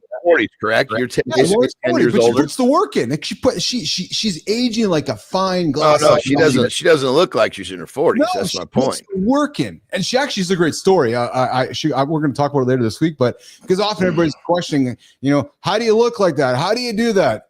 It's just an accumulation of good decisions over life. It's not just waking up yesterday. Oh, I'm going to become. Yeah. No, you just make good decisions over a long period of time. So Dr. Rachel Meyer joining us in the comments. She says, I'm so glad to have connected with you guys. This episode is fire. Well, Rachel, you have made it fire, and I'm so glad you're joining us here in the comments as well. What does love have to do with it? Tina Turner? Yeah, that's Global coming in with the comments here with all of this. Johnny, so Jimmy, let's guys, we've been talking about ways to reconnect with our partners. I found a supplementary conversational piece that might give you a way to get there. And, we often think about porn, and we often think about visual porn, right? And some women, John, you're like, I don't want to watch visual. You know what? Fuck, I got to think about that. You know what's funny, man? So women don't watch porn. You're leaning out of the horizontal, just so you know. Here we go. Yeah. So apparently women don't watch porn yet. Pornhub and all the stats show that 30% of porn. Dude, women watch porn. That's bullshit. 30% of porn is watched by women. Dude, it's like some dude saying, "Yeah, I don't jerk off." Come on. Okay, so listen, if you don't want to watch the visual porn, women or men, but yet you want to find a way to add some stimulant to the situation, well, I have a suggestion for you. Jimmy, let's run it. What if the deepest connections in your relationship aren't built through what you see, but through what you experience together in ways you've never considered? Most men struggle to enhance intimacy with their partners, often feeling uncertain about how to deepen emotional bonds without crossing boundaries or creating discomfort in their relationship. Recent studies reveal that breakthrough connections happen when couples explore shared experiences that prioritize emotional depth over surface-level interactions, creating safe spaces for vulnerability and authentic communication. Today, we're exploring how to become the partner who creates deeper intimacy through emotional intelligence. Guys, there's something to consider that might be interesting to you that will get the job done. It doesn't have to be visual. Let's guide you through the sensitive and exciting world of audio erotica. Bonnie, a way to strengthen your bond and ignite your relationships. Guys, helping your partner feel comfortable with audio erotica can significantly deepen emotional connection, improve communication about intimacy, and enhance mutual satisfaction in your relationship. John, thoughts about audio erotica before I continue it? Well, like Terry and I, in many cases, we've filmed ourselves, of course. Yes. But then we've also taken in, a few different times when we would start to do our thing, I would make sure she couldn't see, but I would start a recording, an audio recording. Yes. And then when we're done, we literally listen to it again together. And it's all part of the intimacy. Whether you're watching, listening, it's just, it's to a certain extent, you're laying there next to your partner after you're done, you're listening to this, maybe your eyes are closed and you're imagining it, or you're having a conversation about certain points in the journey. It's all intimacy. It is all intimacy. And guys, research shows that women often prefer audio erotica for its emotional depth, storytelling, and focus on sensuality over explicit visuals. But if I jump back to what Dr. Rachel Meyer is saying in our comments, Johnny, she's with us, brother. Maybe there's the female we're looking for to add on to the show here. She's sitting there in the comments. Women absolutely watch porn. And if they don't, they should consider giving it a try, is what she says. Exactly. And Johnny, audio erotica can alleviate feelings of insecurity or pressure by creating that safe, imaginative space free from visual comparison or unrealistic expectations. We often hear, John, that porn might create these unsafe feelings for women because of visual comparisons or the unrealistic. And I think sometimes that we were, especially years and years ago, yes, it was really demonized. It was like porn was like we weren't raised with the idea that if used properly could be some sort of a benefit to your relationship. It was like a dirty thing. Yes, exactly. So guys, consensual shared exploration of audio erotica has been linked to improved arousal, more fulfilling sexual experiences, and increased overall relationship satisfaction. So, hey, what you might want to consider is introducing Erotica, casual, pressure-free, easy to find, put it on in the background, and it might be a way to reconnect or absolutely connect with your partner through this idea of erotica. And on that level, I've said from the jump, we've talked about sexual stuff. Ask your partner. Yes. And a lot of times the partner will clam up. They're uncomfortable with that question. So then lead. Well, this is what's interesting to me. Start the conversation yourself. And if she still has trouble, just keep rapping back to it. Pretty soon it's familiar enough that she'll open up. Yes, exactly. It's interesting, Johnny, is that we kicked it off with Dr. Rachel about conversations, and for some reason, we as humans still struggle with this idea of talking about sex with our partners. Yet we do it, and I think it's something that if we're doing our job, we're continuing to encourage others to have that conversation. Before we continue to our last topic, and I apologize, I didn't tell you this, but I wanted to talk about addiction with you for this last conversation of the day. But before we go there, I did want to offer something you said a few minutes ago, and I want to just pat ourselves on the back for a quick second. So just boom, boom, boom, pat you on the back too.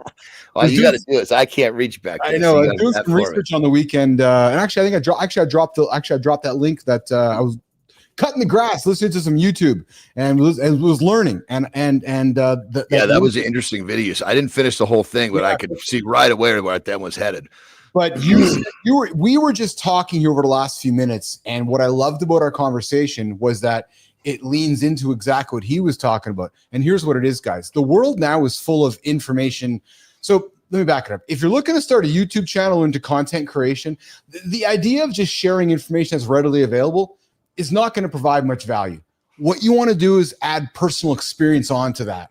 Right. So if you've heard our conversation for the last 7 minutes around porn and erotica and conversation, yes, we've given you a lot of factual information you can find on any AI tool, be it ChatGPT.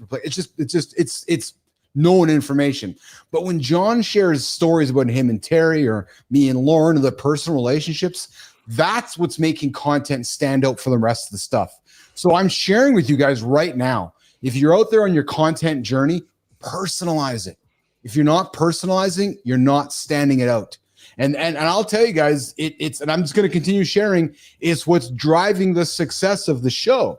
You got Naked Keith, Naked Johnny up there. We're standing, sharing our personal information along with these evergreen conversations that are readily available. So guys, as you get on your content journey, personalize it. It'll make it more relatable to your audience, which is a good segue to what we're going to get to for the last 5 or 6 minutes. We're going to talk about conquering addiction with my brother, John Andersen. I know Johnny has gone through that journey in his life, and I know he still goes through it today, whether it's food, whether it was pills. But Jimmy, let's run the clip, and then John, let's have a conversation about addiction, brother, because I know it never goes away. Well, brother, I got some real interesting shit to explain about this. A brand new discovery on my part that's like Matt Roof talked about really fucking changed it. Matt Roof talked about it 2 weeks ago with his challenges. So let's and this is not one of those, John, that starts and ends. It's an ongoing one. But I want to have it with you right now. Never stops. Jimmy, let's run the clip, brother. What if everything you've been told about achieving massive success is backwards? Most people think you have to choose between building an empire and keeping what matters most. They believe that scaling to 7 figures means sacrificing your health, your relationships, your energy. There's a different way to think about strength, not just physical power, but the kind of integrated approach that lets you dominate in business while becoming the husband and father you've always wanted to be. The same relentless focus that creates international athletes can be channeled into systems that multiply your impact without multiplying your stress. Are you ready to unlock what's really possible when you build strength in every area of your life? Conquering addiction, Keith Bellis, John Andersen, Mornings and Live with Keith, John, and friends, getting after every single day, 8 o'clock Eastern time, right here on all the platforms. Johnny, let's lean into addiction, brother. Where do you want to start it today? Well, I think just the first thing of recognizing you have it is the first thing. And an addiction is a behavior pattern. It'll grab a hold of all sorts of different shit. It can be porn. It can be drugs. It can be alcohol. It can be food. Food was my first addiction. Sugar was my first addiction.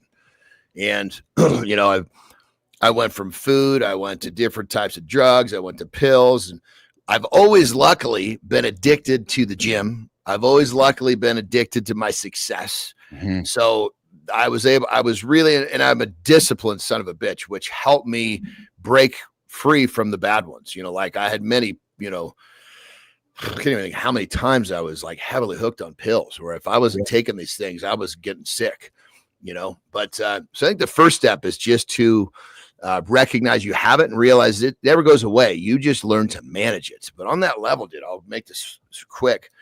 If we've been talking about peptides, there's a peptide that I've actually started to take that does something to the addictive center. Brother, I don't know if have I told you about this yet? No, Dude, no. I don't fucking stand. Okay, how's this? After my last meal, I don't even think about food anymore. Oh yeah. I have yet. There's no stand in front of the fridge with the doors open. Yeah. Terry and I went out to sushi.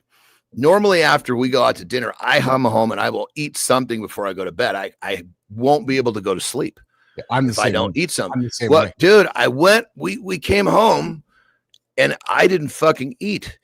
It was like, it wasn't like we were at bedtime either. We got home early enough that I could have easily eaten again. I'm getting ready to go to bed. I even tested. I went in the kitchen. That would be a fucking no-no if I was trying to just do it with discipline. Went in the kitchen. I'm like, anybody going to speak up? Okay. I swear to God, dude. It's like, it's literally, dude. I mean, there's this peptide that I'm using, part of this protocol I'm putting together. Unbelievable, dude. And the cool thing about this is I'm only about 3 weeks into it. It took about a week and a half to find the right dose for me. But now that it's gone, I realize this is the really cool part about this. And this number will change. But right now, I believe that the food noise was monopolizing about 20% of my thought bandwidth. So now I've got this 20% of extra space that I can apply to good, healthy thoughts. It's unbelievable.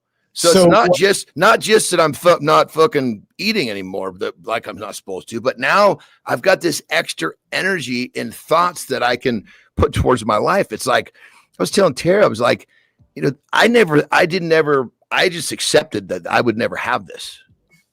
So is what you're saying to me that, you know, you're not spending a bunch of time in your brain thinking about food?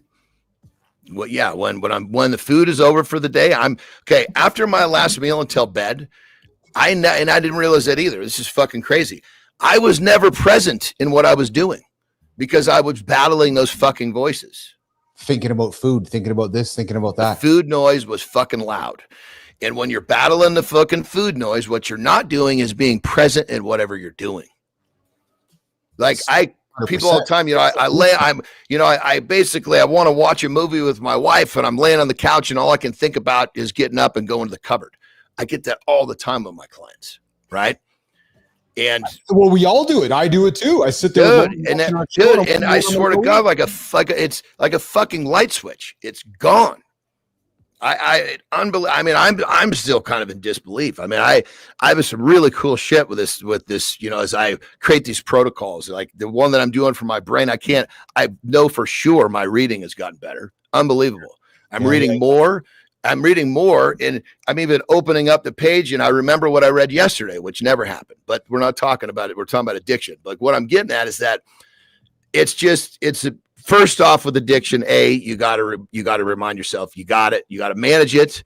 And then the second part is when you can find something that helps you manage it better, like I've found, holy shit, fucking life-changing. But Johnny, I want to, you know, and we have I know you got a rock and roll and I got a guest joining me here for the last segment here in a second, but I want to ask this, and perhaps we'll just continue this throughout the week and the rest of our life together. Roofy's listening right now, and I know he is, and he's probably curious like I am. When you were going through your pill addiction, Johnny, what was that moment, or where was the moment where you realized that you needed to use that word that started with an H and ended it with a P, which was help? And how did you find the courage and have the courage to intentionally express the word out loud? And who did you ask for it? It was always Terry. Yeah. Right. Terry or my blood dad. you know, and what we did was I couldn't hold my own pills. They had to hold them. So was it but hold on though, brother. Was it you literally saying to them, yeah, here, take this. I need you to take this from me. I can't know where it is. I can't have access to this. Please help create distance between me and this bottle of pills. But here's what I'm really impressed about is that it was you. It wasn't an intervention by your blood dad or by Terry. It was you that recognized that you had to give the pills away in order for your discipline to take over. It's like, okay, like one voice said to this one, "Fuck you, man."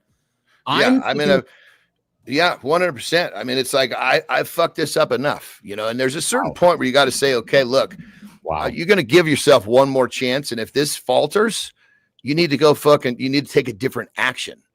And that's for me. I'm always good at taking different actions and stepping outside of my comfort zone. And asking for help is fucking uncomfortable. Absolutely, it is uncomfortable. 100%. Most won't. Right. Yeah. Well, and the advice that I would give to people that if you're dealing with some sort of a substance addiction is ask for help. It's easier to ask for help if you realize that your pill addiction is not just hurting you, it's hurting the ones you love. Yeah. Now it's time to do it for them, not you. And maybe, I'm just going to throw the maybe out here, brother, before I let you go. Maybe if one is too reluctant to ask for the H word, which is help right away, maybe, John, the first word to get somebody there is advice. So if I was role playing, I'm coming to you saying, I'm struggling with this right now. I'm looking for some advice on how I can stop this, because maybe I'm not ready to ask for help just yet. And I'm just throwing out some conversational ideas, because advice and help sometimes can be interchangeable.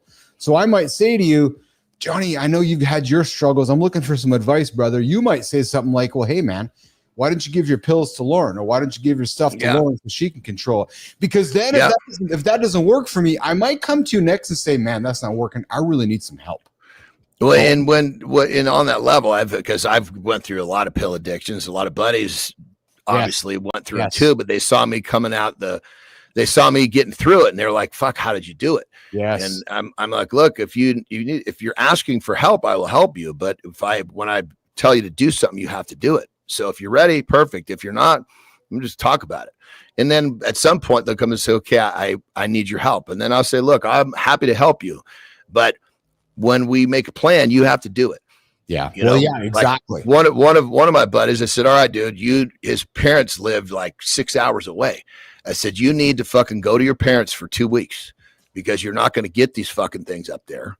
Go to your parents for 2 weeks. That's the first step. We need to get you to the point where you're detoxed to where you can't, because that detox is so bad. Your brain will give you the reasons you need to keep taking the pills. Yes. Yeah, I believe it. All right, guys, we're wrapping up Mornings in the Lab. Keith and John getting after it every single day here, 8 o'clock Eastern time. We've had an exceptional show here today, and I as always want to invite you guys to join the conversation. 1-431-300-3005, 1-431-300-3005. You can join the conversation, send a text, leave a voicemail. We're wrapping up a wonderful conversation here today. We had a great conversation around polyamory, sex, addiction. Maddie Roof coming in, Johnny, saying, for me, it starts with, I can't help myself. I am powerless. Classic AA stuff, but it works. And we'll keep this conversation going on daily. And Bernard Jobson says the word advice is great. It fits other avenues besides addiction as well. Dusty Struggles. We're not going anywhere yet. We've got Eric Mech joining us here in a quick minute. Johnny, get this, man. Imagine this. You're standing in front of a greasy fry at Wendy's, watching your life talk by in one basket of fries at a time. These guys get $10 in rolled up change in your pocket, child support payments looming, and a voice in your head that keeps asking, is this it? Well, buddy, I got Eric Mech joining us here in a few moments. He literally paid for his future with pocket change and built an empire on one radical idea. Good for him. Eric Mech joining us here in a few moments. What do you got going on today, pal? You got training today, or is today day off for you? I do, man. I'm so excited to train. I've been sticking to my guns training every other day, and it works so fucking well. Yes. You know? I love it. I love it. I love it. Brother, great show today, man. Great conversation. Great show.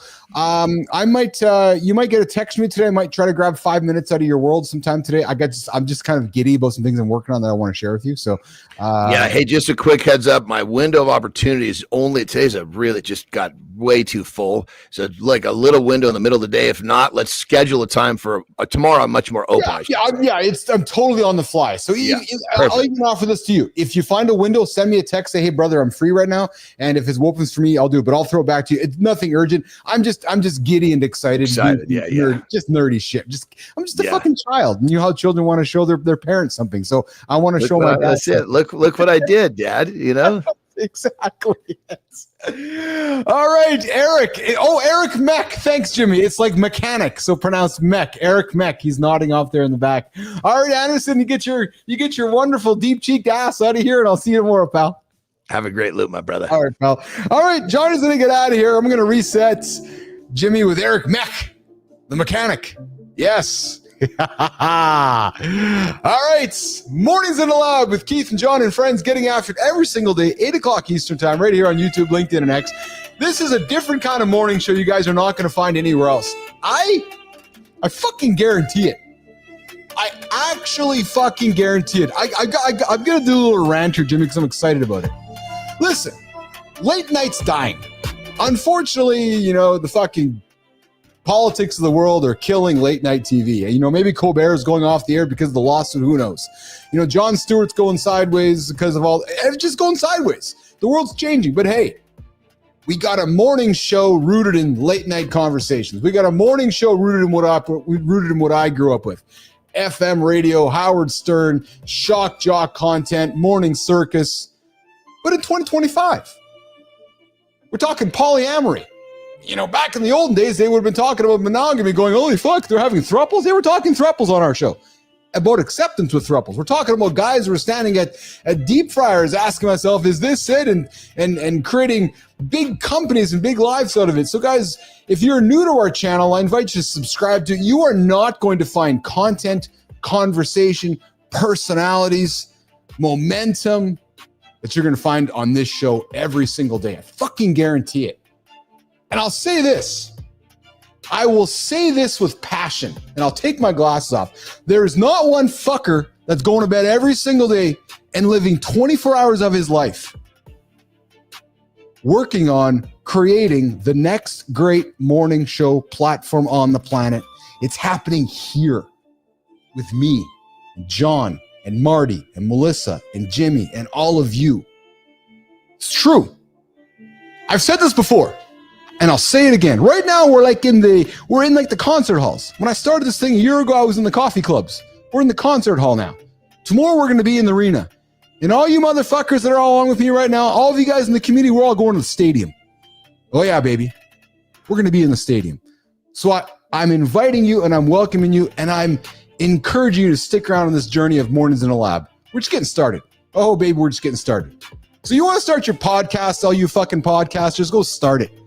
And I'll see how well you do after your 8th episode. Yeah, we do 40 of them a week. We do 40 of them a week here on this show. We do 8 podcasts a day, 5 days, 40 a week. And some of you guys can't even do 1 every single week. Just saying. Just saying. No, I'm just saying. Hey, Jimmy, remember on Friday we were frolicking? Yeah, it's because I'm happy.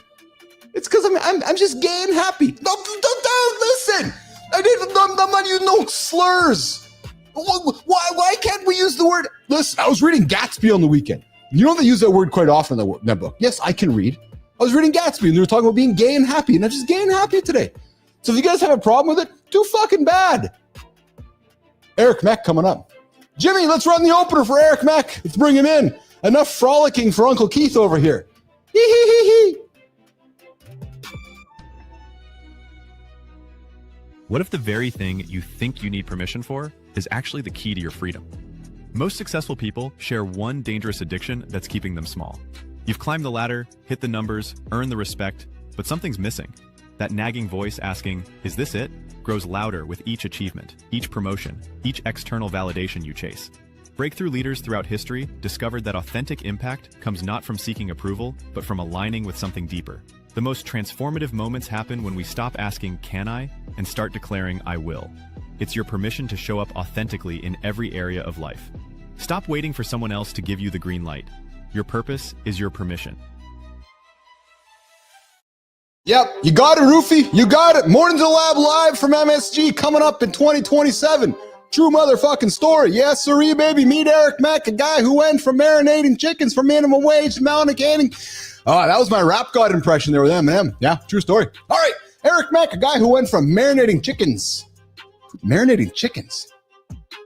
for minimum wage to becoming the head coach at the Purpose Company, where he's literally changing how organizations think about employee engagement and retentions. This is the man who walked away from a thriving automotive empire. We're talking partner level success, multiple dealerships, the whole 9 yards, because he realized something profound, that I'm looking at the wrong camera. Yeah, exactly. Success without purpose is just expensive emptiness. Eric just didn't find his purpose. He made it his mission to help others break what he calls the addiction to permission. Today, we're unpacking how Eric discovered that the secret to employee retention isn't better benefits or ping pong tables. No, it's encouraging to turn into Mornings in the Lab with Keith and Friends at 8 o'clock every single day right here on YouTube. Isn't that right, Eric Mech? Jimmy, let's bring him up. Let's bring in the man of the hour, Eric Mech. What's going on? Mech, don't call me mechanic. Eric. Come on, let's hear it, mechanic. I got you muted, brother. I got you muted. Let's mute it. Eric Mech, the mechanic. Yeah, How are you, that's pal? right. That's right, man. I'm great, buddy. Mechanic on purpose. This is it. I love it. Where are you joining me from today, Eric? Minneapolis, Minnesota, buddy. Yes, just down the road from me. I'm here in Winnipeg, Canada, just up down the road, 6 hours ahead of it, just 6 hours west of you, brother. Okay, sweet. Yeah. Do you know where I am, or did you not pass geography? I just knew where you were based on your accent. I knew you were up there. But you didn't know just up the highway, brother. No, I didn't. All right, Eric is joining us here today on the show. Eric literally counted out his tech school application fee in rolled up quarters, dimes, and nickels, the $10 turning point. The admissions officer had to sit there while he unrolled and unraveled his $10 in change. Eric, you talk about making an entrance. You joke about investing your entire net worth in that application. Talk about that, brother.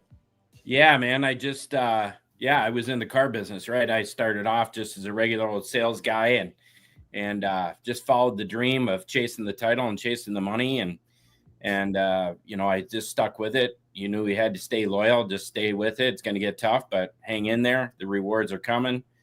And I did. I stayed there for 24 years. And at the end of that 24 years, man, I was feeling like, what's next? I hit the top. I chased the title. I chased the money. I got there. Wow. And when I got to the top, it was like such an empty feeling. Like, what's next? What do I do now? I can't go any further. And it just wasn't fulfilling. It wasn't fulfilling. And so I just became more scared to stay than go. Talk about that feeling. Yeah, man, it was crazy. It was, it's like this dream I built of this opportunity that everybody in the world would say you're nuts. And people told me that, right? You're crazy. Why would you leave? You make more money than God. And, I just realized it wasn't about the money. It wasn't about the money. And it was just time. I knew I'd figure it out. I didn't know what. I had no idea what I was going to do. I handed over the keys before I even had anything to back me up. And at age 48 at the time, I was like, you can't retire. I'm not going to retire. What are you going to do? I just knew I had more in me, and I just had to figure out what that was, and I found it. Hanging out with Eric Mech, the company, the Purpose Company, key accomplishments. He's closed over $500 million in automotive sales across 20,000 transactions. He's led 2,000 team members through his 24-year automotive career, and he transitioned from being a partner in multiple car dealerships to becoming a purpose coach. Now, Eric, somebody who is striving to make all the money would say to you, wow, what do you mean? You made all this money, but you still don't have any purpose. How do you articulate that to somebody who's trying to make all the money? Because I've been there like you, and I got to a Friday, sold my company, got the check, went to the bank and cashed it, realized that I was now what I dreamed about, which was becoming a millionaire. And then I got up on Monday and I was more lost than ever. But yet I still struggle to articulate that to somebody who has not maybe achieved the financial goals that they're trying to get to. Like, oh yeah, I'll make a couple of money. But yet it's actually not about the money, Eric. How do you articulate that, brother? Yeah, you just can't chasing money. I mean, money, you can go make money anywhere, right? I mean, money comes and goes. But what doesn't come and go is your purpose, right? And understanding that has to be the driving force. That has to be your driving force and where you're going. You have to know what that is first. So many people think that their purpose is something they do, and it's not. Purpose is not what you do. Purpose is the best of what you have to give others, and then you get to receive the best that life has to offer, which is fulfillment. And it's that continuous cycle. We know that when people are feeling more fulfilled in their life and in their job, when they're feeling more fulfilled in their career, they're more apt to stay. They're more apt to find more fulfillment and not chase money, but chase the opportunity to help others. And that's where it all comes in. We've got it all wrong. I had it wrong for sure. And it was a perfect example of when you get to the top and you've made all the money and you've got the title and you're chasing all of that, you'll be empty. You'll be like, what do I do now? Like, where do I go? I can't buy any more of these stores. I can't do any more there. What am I going to do? And the fact was, I was chasing that dream on permission. Permission, I've actually redefined that word. If you look it up in the dictionary, it says authorization or consent. It's not that. It's not. Permission is the unnecessary validation from your peers, authorities, and societal norms. That's what permission is. We don't need permission. I don't need permission to go live the life I wanted. I didn't. But what I had to do is I had to find my purpose. I had to find that, and I did. And when I found that, I was able to understand that even more and step into it even more and get to the place that I am today. Now I get to speak on all kinds of stages, organizations, change lives, speak with celebrities, speak with all kinds of people about how important it is to understand it's your purpose that is your permission. Quit chasing the money. It'll come. When you live in your purpose and you're clear on it, I promise you the money will happen. And I'm at a point where I'm making more than I was in the car dealership world. So I had I'm super fortunate. I get to meet with exceptional human beings regularly on this show. Guys like yourself and former athletes, business people, regular Joes, regular Lisas passing by the show. And I had an athlete on the show, which rewired my thinking around purpose. And I want to invite you to consider this as well. He's like, Keith, my whole purpose my entire life was to win a championship or to be an athlete. But the moment when that was gone, I was fucking lost. I didn't know what my purpose was. So he reframed this idea of chasing purpose to chasing progress. So he said, I'm gonna start waking up and trying to chase progress instead of purpose, because if I'm always chasing progress, I'm moving forward. Regardless if I'm trying to be an athlete, win a championship, make money, be better in my relationship. But he wanted to rewire his mindset around progress, because progress was moving forward instead of purpose, because he thought, and his belief was that when he achieved something, what could happen is that the purpose now goes away and you have to find the next one. So his belief was, and I see you nodding there, maybe, and I know your company's called The Purpose Company, but his thought was inviting us to consider, and I got to be honest, he helped me realign my thoughts around purpose, which was maybe thinking purpose more along progress instead. Because if I'm always progressing, I'm moving from one purpose to the next one. I know we're playing with semantics, but you have to admit, there's something really powerful with that mindset, because, you know, right now I'm building, you heard my rant about building this thing. Well, hey, maybe when I get to Madison Square Garden, which might be my purpose, I might wake up after that show going, okay, so now I've achieved this. Now what is my purpose? However, if that to me is just an indication of a milestone in my progress, I might wake up the next day going, yes, I've hit the milestone. I'm going to keep progressing forward. So I just thought that was an interesting way to look at the semantics around that. And I'd invite your comment on that, Eric. Yeah, no, I think that's good. I was thinking of that, challenging that notion. That's right. Yeah. The number one coming up tomorrow, new company, the Progress Company from Eric Mech. He's renamed. There you go. Right. No, I would say the number one regret people have when they go to their deathbed is they didn't know their purpose. And so yeah. It is crucial that people understand that. Now here's the deal: is that you're right. If purpose is the foundation, purpose never leaves. In fact, again, he thought his purpose was to be an athlete, to do that. That's not your purpose. That's something you do. That's where you can live. You can serve your purpose. Yes. He can serve his purpose here everywhere you go. So I would agree with you. In progress, your purpose goes with you. Your purpose never leaves you, because in fact, when you retire, if you retire, by the way, I'm never going to retire now because I got too many people I got to impact. But the fact is if I go to retire and people say I retire, does your purpose die? Does it go away? No, your purpose is always with you until you die. So you're right. It's the progress of continuing on and understanding that. But you got to get clear on it. And I get the opportunity to walk people through the number one purpose clarity tool in the world, which is our purpose factor assessment. And I promise you, when I walk people through it, they're mind-blowing. They're in tears. Their feelings. They're like, what? Oh my God. I feel so heard. I feel so confident. I feel like I can do so many great things now. And it's amazing. It's absolutely incredible. And when they get clear on it, and I walk them through it, it is the most fulfilling thing I've ever done in my life. Most fulfilling. Because they get to see who they really are, and who you are is what matters most. It's not the things, it's not the money, it's not the title. It's to understand the best of what you have to give others, because it was a gift you were given.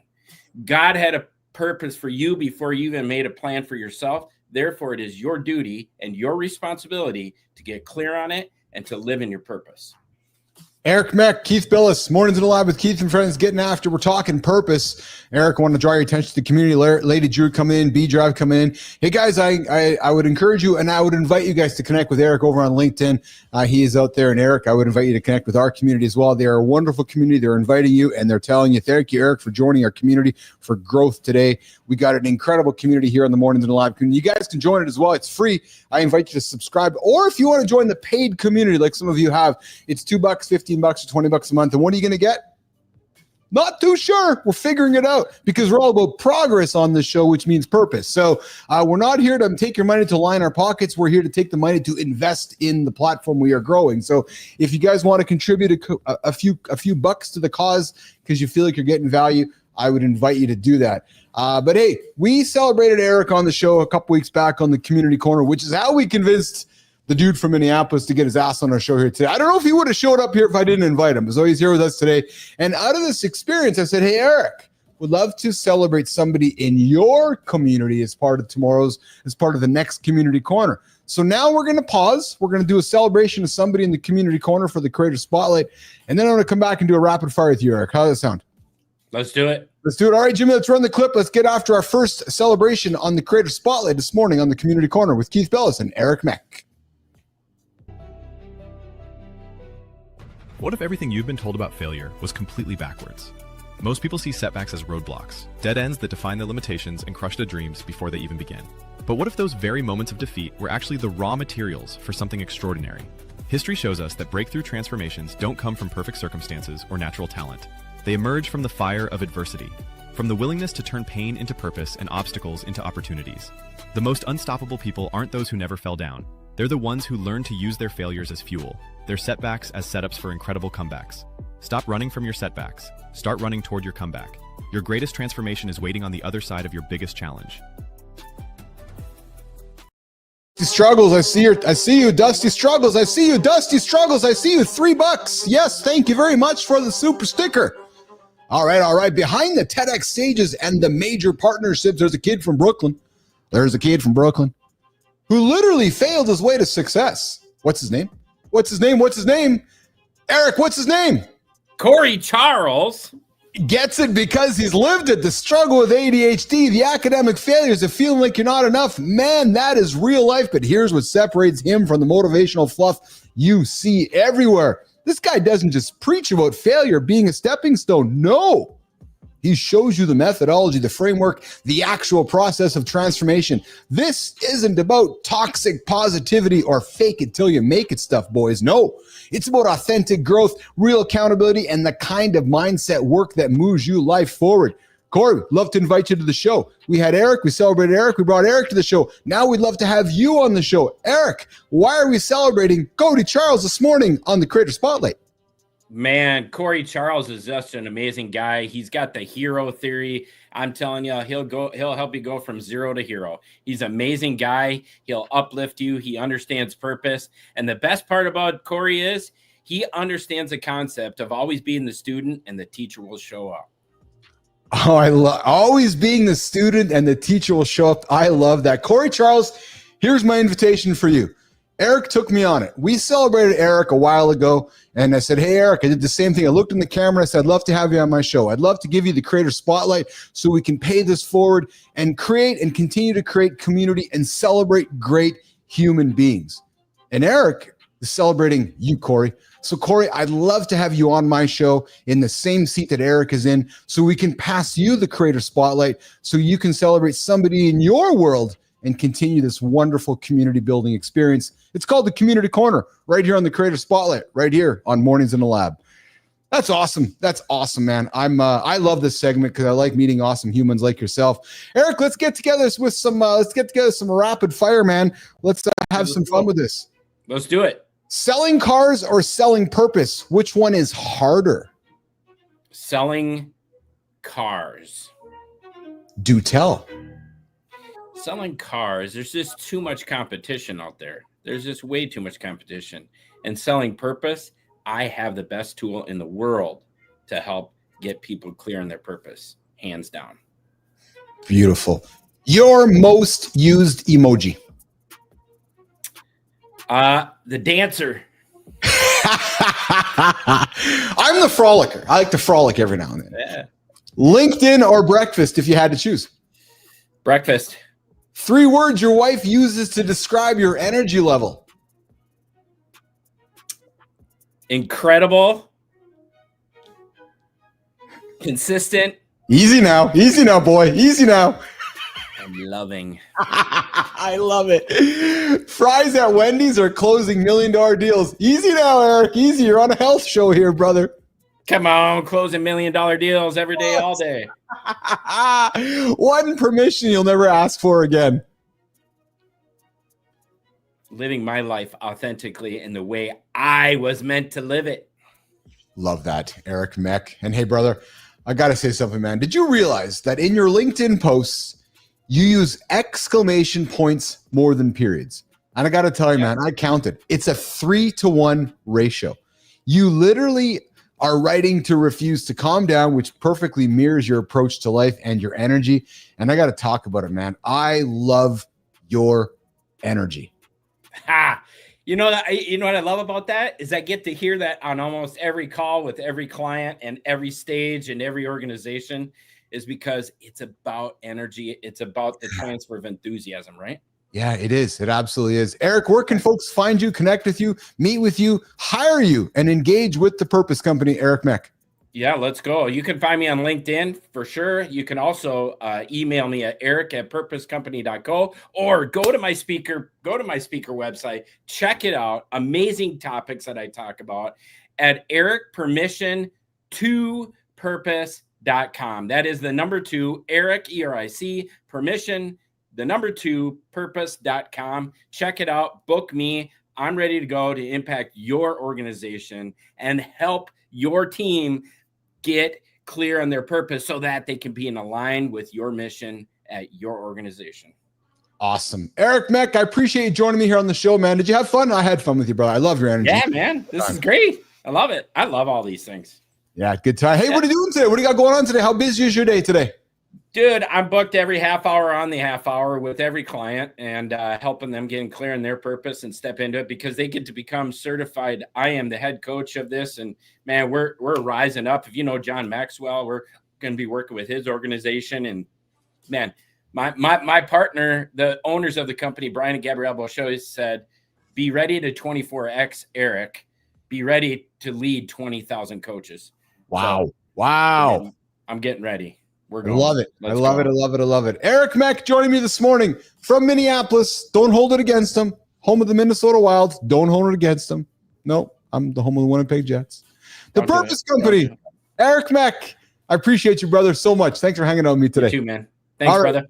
Eric's All right. out of here, guys. We're going to keep it going here. Jimmy, what we're going to do is we're going to wrap it up, Jim. I know that we have our community corner segment. So, Jimmy, here's what we're going to do, pal. Let's get to the Jimmy. Let's get to the final creator spotlight, Jimmy. And we're not going to. I think what we will. Let's get to that final creator spotlight on today's community corner segment of the show here. And I am going to find that second creator spotlight, Jimmy, and that's the one that's coming out of the Substack. The Substack, Jim. So let's get after it, pal. Run the clip, and we'll celebrate John. Jimmy. What if everything you've been taught about success is actually keeping you stuck in place? Most men spend their entire lives chasing impossible standards, climbing ladders that lead nowhere, and wondering why achievement feels so empty. They're trapped in a cycle of perfectionism that promises fulfillment but delivers only exhaustion. History shows us that the most meaningful breakthroughs come not from grand gestures or perfect execution, but from small acts of courage. The willingness to choose authenticity over approval, to embrace imperfection as a pathway to genuine growth. What if you could start living more authentically today by simply rejecting one impossible standard you've been carrying? Sometimes the most radical thing you can do is give yourself permission to be human. All right, today we're celebrating John Thompson, the creator spotlight on Substack. John grew up in Peculiar, Missouri, and could have stayed there playing it safe. Instead, he chased his dream all the way to New York City newsrooms.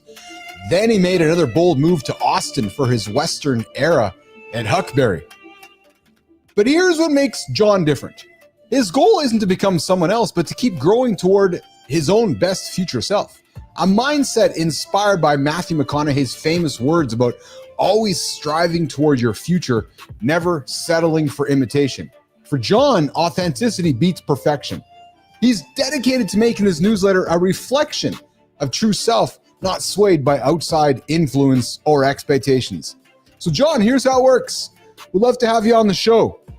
We'd love to celebrate you and celebrate somebody in your community on the next Creator Spotlight. So, Johnny, let's get you on the show, brother, and join you and welcome you to the Community Corner on the Creator Spotlight. All right, guys, we're going to wrap it up today. Right at our 2-hour mark. Keith's going to wrap it up. Yep. What a fun show here today, guys. Very fun show here. Had a lot of conversation around polyamory and throupling and coupling and conversation and sex. And man, what didn't we talk about today? We talked about audio erotica. Listen, I think the reality is this. It's as simple as this. After today's show, there's no reason to not be intentional in your relationships. Yeah, we got a lot of reasons to go have sex. Audio erotica, we talked about that. If you're stuck in a relationship, go explore throupling. If you're stuck in an addiction problem, go talk with your partner. Man, we just dropped nuggets on the whole show here today. Okay, coming up tomorrow on the big show, Mornings in the Lab with Keith and Friends, and while I set that up, guys, remember, we start at 8, but the big show starts earlier than that. 7:30 Eastern time. Matt Roof gets after it. Kindness Rising. Yes, the show all about kindness. There is not another show like it on the internet. True story. How do I know? Because I know. Because I'm telling you. Yeah, listen to it. It's authentic. It's real. It's vulnerable. It sets your day on the right side of the bed. It helps you get up on the right side of the bed. Tomorrow we got Matthew Watson joining us and Emily the Bun Benka joining us as well tomorrow on the show. So I invite you to hang out with us tomorrow, 8 o'clock Eastern time. Mornings in the Lab with Keith and John, Christopher Martin, AJ Zeglin, producer Jimmy, producer Melissa, Maddie Roof, all of you in the community. Lady Drew, I appreciate you. Dusty Struggles, I appreciate you, man, so much. Matt Roof. Oh, yes, and tomorrow morning show secrets, what viewers don't see. We're also going to shine the light on what happens behind the scenes. Like this. Just like that. Behind the scenes on the show. Thanks, Jimmy, for that. That's awesome. Get me prepared. And hey, I've also been working on some really cool stuff that I'm eager to show with you along the way. Might have to do with the mornings. What? The mornings? Yeah, just the mornings. You'll see. Creative soul. Okay, Jim, we're going to rock and roll. And we're going to get out of here and get back after it tomorrow. So I'm going to look for some buttons here. And I'm going to press that one there. And I'll see you guys tomorrow right here, less than 22 hours. Mornings in the Lab, Keith and John, and all of our friends. We'll see you guys. Jimmy, we'll see you guys in a bit. Ciao.